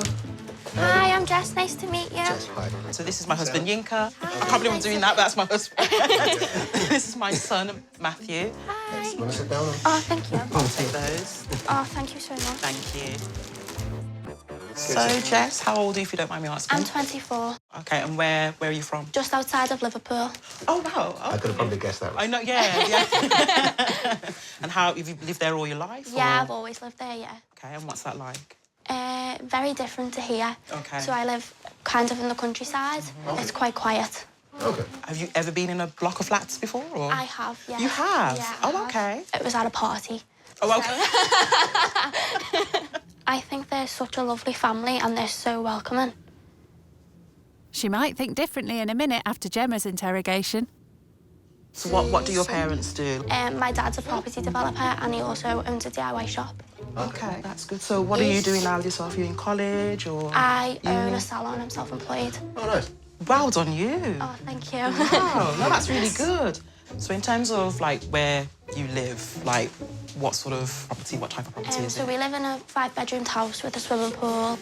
Phew! Gemma needs to sit down after hearing about the swimming pool. Proper gentleman. You have a garden? Yeah, so our garden's quite big, but at the side of it, there's like a building attached to our house and that's got a swimming pool in it. Oh, nice. Yeah. OK. Yeah. I don't think I could ever move out yet because I love being with them as much. They'd be surprised that I said that, but I do love being with them. So she loves her home, but what will she think of the Yorloyes? Their flat isn't much bigger than Jess's swimming pool, so this won't take long. Oh, so this is their room. Oh, the little boy sleeps with them, that's sweet. My room is so much bigger than in here. And I've got big wardrobes for all my stuff, so it's quite neat and tidy, but they haven't got that. And there's wallpaper peeling off the wall. This is completely an utter different world to where I live. I just can't believe people live like this. Gemma's also realising they come from very different worlds. She doesn't have the responsibilities that, you know, we have in here. Whatever she gets, that's kind of hers. Whereas for us, it's like the money that comes in, okay, so rent's paid, council tax paid. She doesn't have to worry about that. Oh my God. There's just stuff everywhere. If I was coming to live here, I'd get rid of everything, sell it, start again. And I think what I really, really like is the fact that she's got her own business. Yeah. So she's clearly highly motivated. Yeah. I did have that misconception of like a mommy and daddy's mom. Right, You know, mommy and daddy's Bank of mom and dad, yeah. There's not much space for this stuff at all. It's quite cramped. I immediately feel so grateful for the things I have and where I live compared to here. Toilet's tiny, needs a bit of TLC. I feel so sorry for them that they have to live here. If my dad said to me, "You've got to come and live here now," I think I'd cry. She's only just arrived. How will she get through the rest of her trip? Bless you. So... How did you find that then? It's a lot smaller than where I live. But do you know what? It's so warm in here. It makes it really cosy. What kind of stood out for you? Your shower room is very small, isn't it? It's How tiny. big is the shower room where you live? So we have 5 bathrooms. Awkward. Time to change the subject. I like the coat. Thank you. Where's it from? It's a Montclair coat. It was around £700. £700 is a lot for a coat. I'm trying to be polite about it. Once I've been able to have that much money to spend on a coat, I just thought, I can treat myself. So if I asked my dad for that, he'd literally laugh at me. Really? Yeah. So I just don't tell him how much I spend. So does he know that £700? No. Well, he does now, but anyway. So what's the most expensive clothing that you've bought? I bought a pair of high heel shoes and they were £720. Okay. Okay. And what about jewellery? Because I love my jewellery. I have a Rolex. How much is the Rolex? I think that was just under £3,000. You just walked into a stereotype there, didn't you? She's said that she owns her own business. You have that misconception that children nowadays do not have that kind of ambition.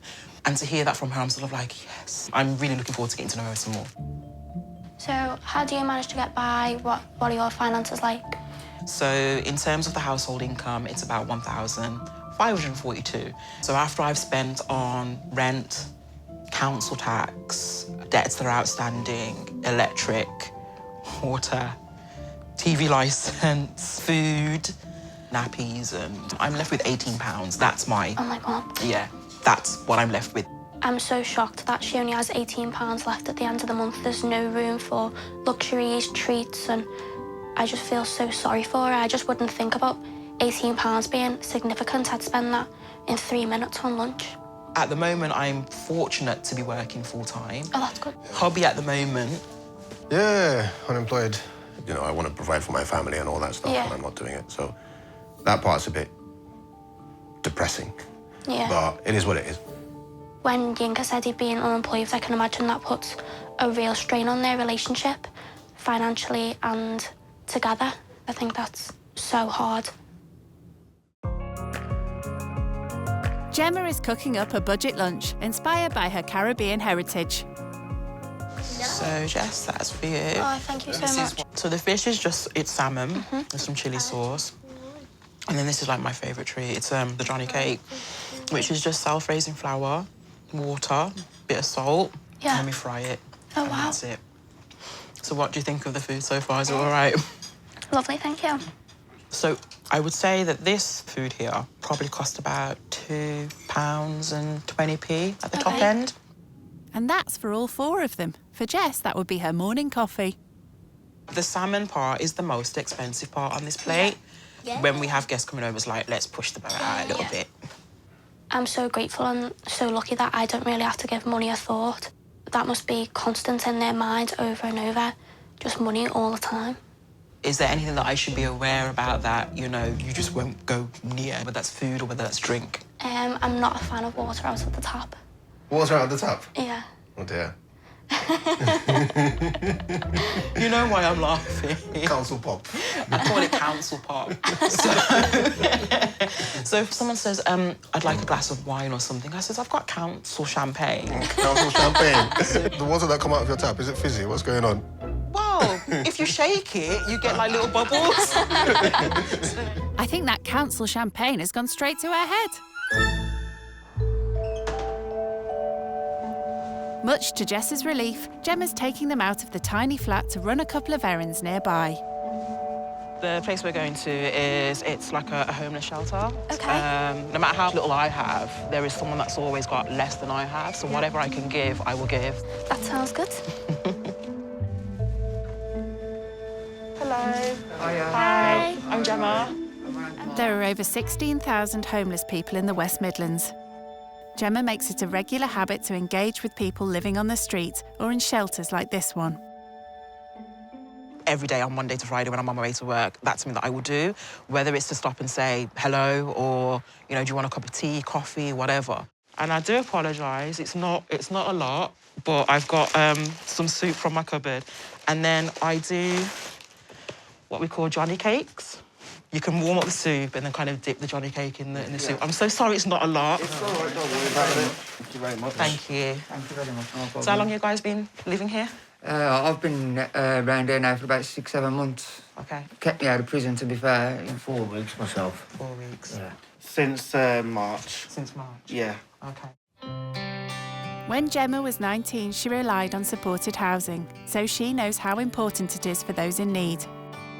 So I've kind of come from a similar sort of background, so I get it. The one thing that I learned was never to forget where I've come from and the struggles that I've had. Oh, yeah. And I'm not by any means rich like I'd want to be, but to me it's important to make sure that you still help everybody. We appreciate it all the same, whether it's a little bit or a lot, you know. We're all counts. Thank you. We still appreciate it. Thank you. Gemma's so close to living on the breadline, but she's so inspirational in the fact that she goes back to help people. She's so nice and so kind-hearted to do something like that. I definitely need to take a leaf out of her book. At the moment, Jess and myself are kind of taking part in an exchange and kind of hoping that I can show Jess the lifestyle that I have. I've come from a privileged background and I've never been in your position before, but I think we've learned, in a short amount of time, we've learned a lot from each other already. You yourself, do you come from like a rich family? Yeah. Yeah, that's what you mean by privileged. Yeah. Yeah. I mean, some people have got it, ain't they? And some people ain't, you know. I think for me, it's important to show that we are still the same. Yeah, of course. Do you know what I mean? Yeah. It's just the circumstances that make us different. You might have a big pile of cash and a big fancy house, but when it comes back down to it, we're all the same. We're all the same. That's exactly it. Well, that's the way I feel. Guys, thank you for allowing us to come into your home, because this is your home. Yeah. You know, so thank you for allowing us. Well, I hope you guys, you know, whatever it is that you're planning to do in your life, that you know, you get there, that things will get better for you. Yeah. I really do hope so. Thank you again. Thanks so much for having us. Thank you. For Jess, who spends nearly all of her earnings on herself, this has been an eye-opening experience.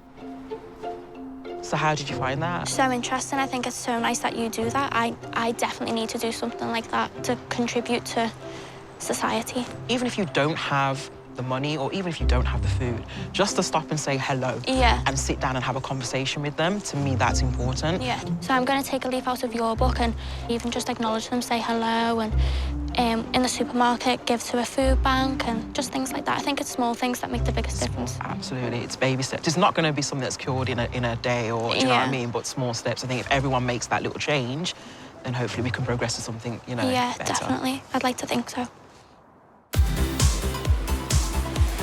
Next stop is a local charity shop. Unlike Jess, Gemma can barely afford high street brands, let alone luxury ones. I'm hoping to find a purse because I need a new purse and hopefully a dress as well. So this is a shop right here. Here we are. Jess's outfit today cost her £2,500, which would buy the contents of that rail in front of her 80 times over. Anything that's kind of taken your fancy? I think that's a no. I think you can find like really good clothing at really, really cheap price, and you're getting to recycle. I think that's another aspect that people don't look at. But this, I am loving. I am loving this up here. It's very jazzy. It is. Gemma also wants to show Jess that charity shops aren't just about finding bargains.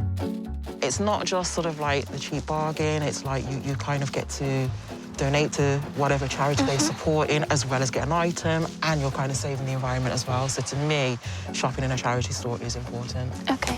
I didn't think of it being a really good way to recycle clothes, so she buys them to help save the environment, and I've never thought of it that way before. So how much is your shoe collection worth? I know I've got, in my Christian Louboutin collection, I've got over £2,000 worth. How many pairs of shoes is that in total? About 4 or 5. Okay. Okay. So can you see any Christian, is it Louboutin? I don't, yeah. Do you see any in here? I don't think so, no. It was worth a look. So for people that, you know, are struggling financially, it is such a lifeline, especially when it comes to winter times as well. Yeah. It can actually buy the stuff that they need. It's affordable all year round. Absolutely, exactly. I took Jess to the charity shop because I think it's a good way to show how you can kind of contribute to the community with the money that you spend in there, but as well as that, you can kind of get a nice high fashion item. Like this piece from the winter collection. So hot right now. And not only that, you are kind of adding to recycling stuff, so it's beneficial to the environment and it's beneficial to the people within the community as well. And then as a treat for myself, I'm going to get that dress. Why not? Although big spender Jess didn't find anything to suit her tastes, Gemma found everything she wanted for under a tenner. On their way home, Gemma's picking up an ingredient for dinner. I want to pick up some plantain. Okay. That's for dinner tonight. And what I love about coming here is the community spirit that he has, because I can kind of talk to him and negotiate a good price with him, which I'm sure you don't have to do. No. Who does the shopping at yours? My mum mostly, yeah. Okay, so does your mum have to bargain or haggle at all? No, I don't even think my mum looks at the prices anymore. I wish I could do that, but at the moment, no, that's something that I have to kind of haggle and bargain, and that's why I come here, because I can get to do that, so yeah. Hello, darling, you all right? You all right? Yeah, no. Okay, so I just want to get these two. How much is that going to be? It's £1.20. Can I get it for £1? Jess has never had to haggle over 20p. Yeah, no problem. Nice one. No Thank problem, you. darling. Thank you. See ya. Okay then. Okay then, bye. With their final ingredient in hand, it's time to head home to the boys. You okay? Right, so I've done the plantain that we bought from the shop. That's nicely fried, and it's some rice and peas. Gemma doesn't just shop for one-off discounts. She also budgets for the long term. What I tend to do is I buy in bulk to save up on pennies. It's a little bit cheaper than buying in the smaller sizes, and it lasts longer. So I'll give you an example. Wow. So that's one item that will last for like months and months on end. Okay. So, and that, I think this was about £16, I think. That's not bad, is it? So some people might Not bad considering that would be one night's takeaway for Jess. So if you were going to eat out, what's an expensive meal for you? So when I eat out, like with my friends or anything like that, I can spend up to £100. Wow. I know. Do you cook? I can cook. Okay. I just choose not to. Okay. What can you cook? I can cook stir fry. Okay. I can make katsu curry. Okay. I can cook pasta. Okay. I might have to ask if you can cook for us at some point. That'll be nice. Hope don't give me food poisoning. At least dinner is safe in Gemma's hands. For what we're about to receive, may the Lord make us truly thankful. In Jesus' name, amen. Amen. Amen. That's it. Amen. And Good boy. thank you. Good job. So how did you find the plantain? I like it, yeah. Yeah? Did you go to uni? I did. I've done media and communication, specialising in radio at uni. Oh, wow. Yeah. Did that when I was in my 30s. I'm kind of hoping that I can set up a radio station that other talent that I've come across in Birmingham can kind of come into that place and actually use the facilities. Because I've seen so much talent that's just kind of going to waste, so I'm kind of hoping to set up a business that can utilise that. It's been a long day in the city, and country girl Jess is ready to hit the hay. I'm just worried that I'm not going to sleep because it's an unusual environment. And that I can't get this out. Where's Mum when you need her? Meeting Jess, it's been really good, actually. I've really enjoyed her company. She seems like a really down-to-earth type of person. Except when it comes to beds. So, I've never slept on a sofa. I've never really slept in a sleeping bag before. I'm in a big city that I've never really been to before either. I'm nervous that I'm not going to sleep tonight, and that will affect my day tomorrow. Maybe a call with Mum will make her feel more at home. Hi, okay. How are you? You're okay? Yeah, it's very different. So what about sleeping? So I'm sleeping on the sofa. Okay. The couch is only thin, so I think I'm going to fall off when I roll over. You probably will fall off, though. I know. So what's been the hardest thing that you've done so far? Probably seeing how they live and where they live. It's very small and I have to stay here, and it's just so different to what I'm used to, isn't it? I really do appreciate our house more than ever. Good. I'm glad you do, and I'm glad the experience has, it's opened your eyes a little bit, really, hasn't it? Yeah, I haven't even been here a day yet, and I already know how lucky I am. I'm glad you're all right, though. Yeah, I'm fine. I love you, Mum. I'll see you tomorrow. All right, then. Take care, lovely. Okay, lovely. Bye. Love you, bye.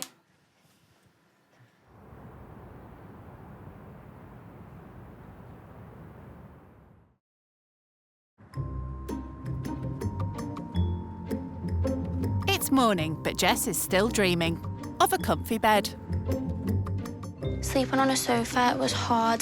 There was another baby crying in another flat somewhere, and I'm completely not used to that, hearing other people's goings-on in their own homes. So I've only been here one day. They've lived here for like 18 years. I just don't think I'd be able to live in such a small space. I'd find it really hard. Gemma's keen to find out how her loaded lodger's night was. So how was your first night sleeping on the sofa? It was fine. I didn't go to sleep till 2:30 though, because I was worried that I was going to fall off. I've noticed it's early morning, but you've got a lot of makeup on your face. So is that something you do all the time? Yeah, it's just routine for me. I just get up, get ready, and then I'm ready for the day then. Okay, and do you spend a lot on makeup? Some of it's high street, some of it's a big brand, but I like to mix it up. I use a bit of Chanel. What stuff do you use from Chanel? And how much does it cost? I use a bronzer, and that's about £50 maybe. Okay. That's what Gemma pays for rice for a year. So usually on a Sunday, I like to kind of do some household chores just to make sure the house is kept clean. Do you do any household chores at all? So we have a cleaner that comes once a week, and she does like all the main things because my mum works full time, so does my dad. Okay. So who does the laundry? My mum does it all, really. Okay, so how are you with the washing machine? Have you ever used one before? Not really, no. No. Okay. I'm going to ask you to do a little bit of laundry in our place. Is that okay? Yeah, that's fine. Yeah? All right, let's get to it. Gemma's washing machine is nearly as old as Jess, and she's showing her age. I call the washing machine Betsy. So we're just going to pray that Betsy will actually turn on for us. Okay. It's quite temperamental, but at the moment there just isn't enough spare cash to kind of buy a new washing machine, so... So when your washing machine doesn't work, what do you normally do? Option one would be to go to a laundrette, but obviously that's more money to spend on that. So then it's a case of I'll take the clothes to the bathroom and I'll wash them by hand. So, yeah. And then press start. Come on. Who knew the laundry could be so nail-biting? She's working. You know the meter by the door? I noticed it's got credit. Do you prepay? I do. Everything in here is metered, so the gas is metered, the electric is metered, and the heating is metered. If you don't put enough money in and it runs out, the electric just switches off. Oh, my God. It cuts you off completely, so you're kind of in darkness. And I'm guessing you guys don't have to pay your electric and stuff up front? I don't think so, no. My mum and dad do all that. Okay, do you ever see how much the bills are? No, I don't have a clue about things like that. That must be nice. That must be nice.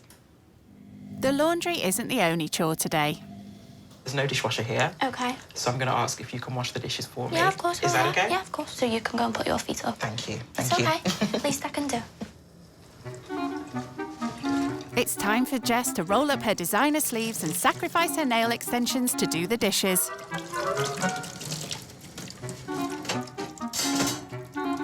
Am I the worst person you've ever seen wash dishes?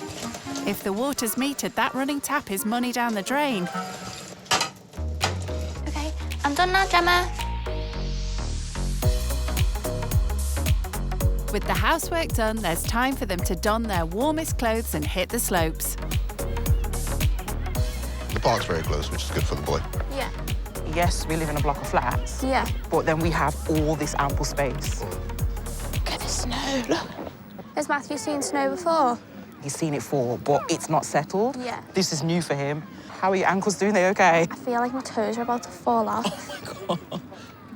Her Alexander McQueen trainers might cost £390, but that doesn't mean they're warm. So can you tell me a little bit more about the depth that you're in? One of them was, unfortunately, we had a loss. So we were pregnant with our little baby girl. Oh, I'm so sorry. That's okay. And we lost her at 24 weeks. She was born stillborn. And it was at a time when you had to pay for all the funeral costs. We did have help from family members, but we still had to take on the debt to kind of cover for that cost. When Gemma told me about why she's in so much debt, about her daughter passing away and having to pay for a funeral, I just think that's absolutely heartbreaking. You wouldn't ever imagine why someone was in debt having to pay for a funeral. That must have been so hard, and then having to go through trying to plan a funeral and taking a loan out, that must have made matters 10 times worse. It was difficult, it was hard. I'm glad my husband and I, we had each other. I would say the first stage of loss was kind of me going through a lot of emotional turmoil, and my husband was my rock. And then when I got my strength back, I was his rock, so... You can get through anything when you've got each other. Yeah, yeah. Do you see of your way getting out of this anytime soon? Absolutely. I'm one of those people that I don't believe in giving up. So, you know, I'm constantly trying to hustle and work hard, and so too is hubby. And we'll get there eventually, I think. Yeah. So everything you've told me and everything you've been through and things that you do to help others, I find you very, very inspirational. Oh, bless you. And I Thank you. hope that you get to a more financial, stable situation soon. That means a lot to me, so thank you. Let's go back inside and get warm. I'm so glad you said that. But not for long, because the family need to eat tonight. And Gemma's got a challenge for Jess to make that happen. So as you know, we have to shop on a budget, okay, which I know you guys don't really have to do. So I'm going to set you a little challenge. I'm going to give you a £5, and I want you to select a meal for us using that £5 and come back home and cook that for us. £5? For all of us? For all of us, Okay. please. So good luck. Thanks, I'll need it. All right, take care.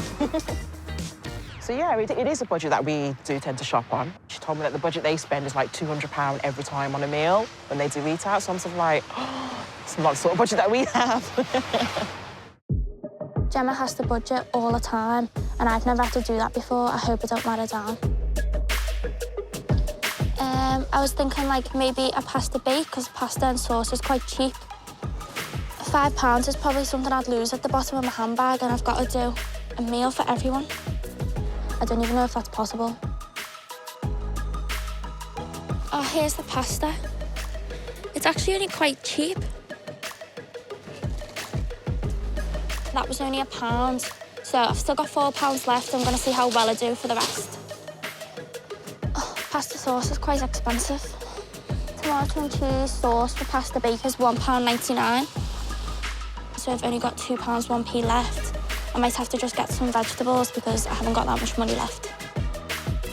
Because she's kind of spent some time with us, she's kind of got an idea of how I tend to shop. So I have every bit of faith in her. Here's the onions, they're only 75p. So I'm gonna get a pepper and a courgette. They're saying £3.99 per kilogram. I have no idea if I'm gonna be under my budget. Hopefully I am, but I don't know till I get to the till. My mum does all the food shopping, so we never usually have to bargain anyone down when we're at the till. But seeing Gemma do it yesterday when I got to the till, if I'm over budget, I thought I can definitely do this.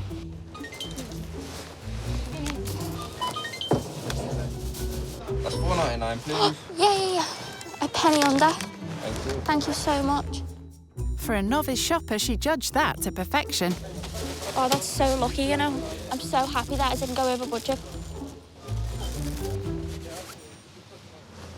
So how did you do? I did well. It came to $4.99. I'm so pleased. So you came under budget? Yeah, by a penny. Good. Every penny counts. It does, that's very true. Yes. It's amazing to me that you can buy a whole meal on just £5. So imagine what you can do when you bulk buy. I know, that's so true. And that's exactly what I do. Yeah. So she has definitely learnt something. I really do hope she takes this home with her and puts it into more practice.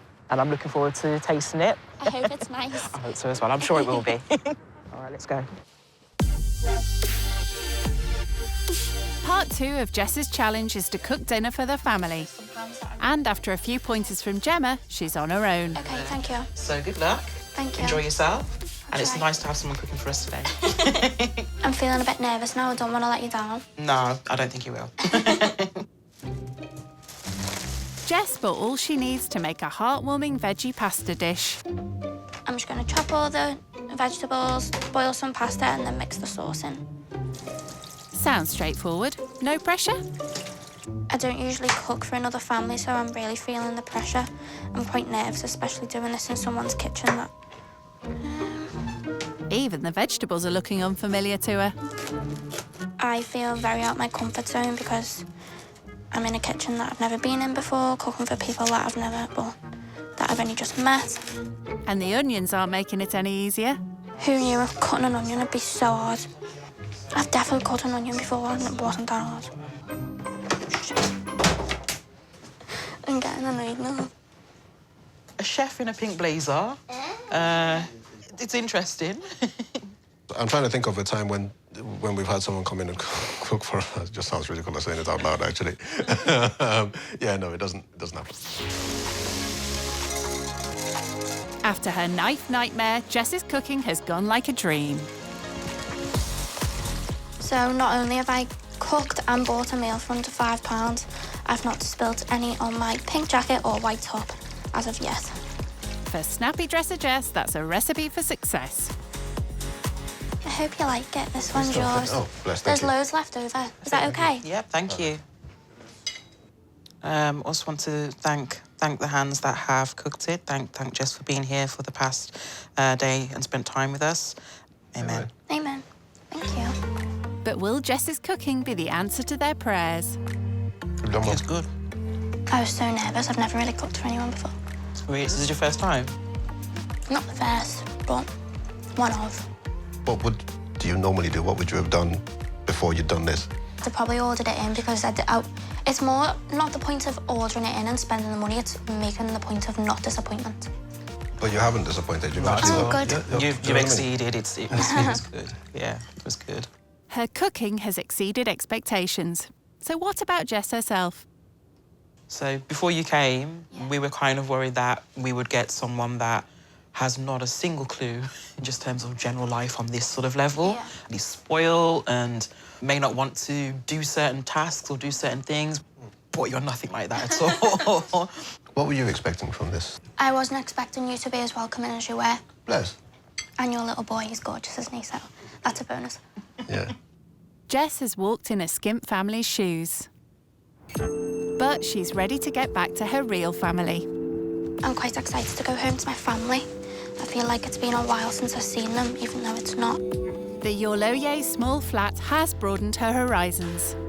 I'm excited to get home to my big house and not be in this tiny flat. But they've been so welcoming.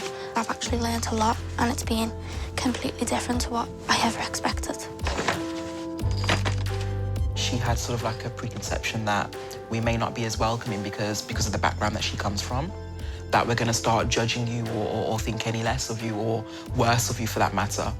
We just want to get to know you, and that's it.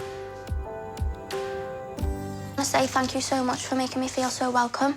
I'm absolutely lost for words, actually. I've really enjoyed your company. Hobie and I have this kind of saying, you know, when we meet people that we like, we're like, they're good people. Yeah. And you're good people. Oh, thank you. So I've got you a little present. I just want to say thank you so much. And this is for you. This is for a brand new washing machine. Bless you. You can get rid of Betsy. And I hope you call her Jess. One thing I've learned from Gemma is practical things are more important than luxury items. That's why I've gifted her a washing machine, because that's what she really needs. I've kind of done something you should know. similar. Oh, Gemma. But I've put together that. Oh, thank you. I'm into kind of like Korean beauty, so you've got some Korean sort of like face sheets. I can't even give you a hug. No, that's okay. It's not thank you massive, so much. but you know. And I'd like to invite you up to Liverpool as well when all this is over, especially you, because you're a girl. You can come to the salon and have whatever you want, and it'll be a proper girly day out. Thank you. To my host. Yeah. I'm definitely going to miss the family. I really hope we keep in touch and I'll see them again soon. Goodbye. Take care, safe journey. Oh, thank you. Bye. Overall, I've had such a nice time. I didn't expect it to be like this at all. I'm not really sure what I expected to walk into, but Gemma's been so welcoming and she's an actual inspiration. You make stereotypes about people, and I was expecting sort of a bit of a spoiled rich kid. And she's not that. She's actually quite thoughtful and so on. Despite our situation, we have helped other people. And I remember her saying that she wants to do that. Right. And this is kind of, to me, like the first step. Yeah, that's nice. Hi there. I can't believe this is over. I'm gonna miss the family so much, the nicest family that I've ever met. My whole experience has been an experience. I didn't expect it to be this much of a journey at all, but I really can't wait to get home to sleep in my own bed.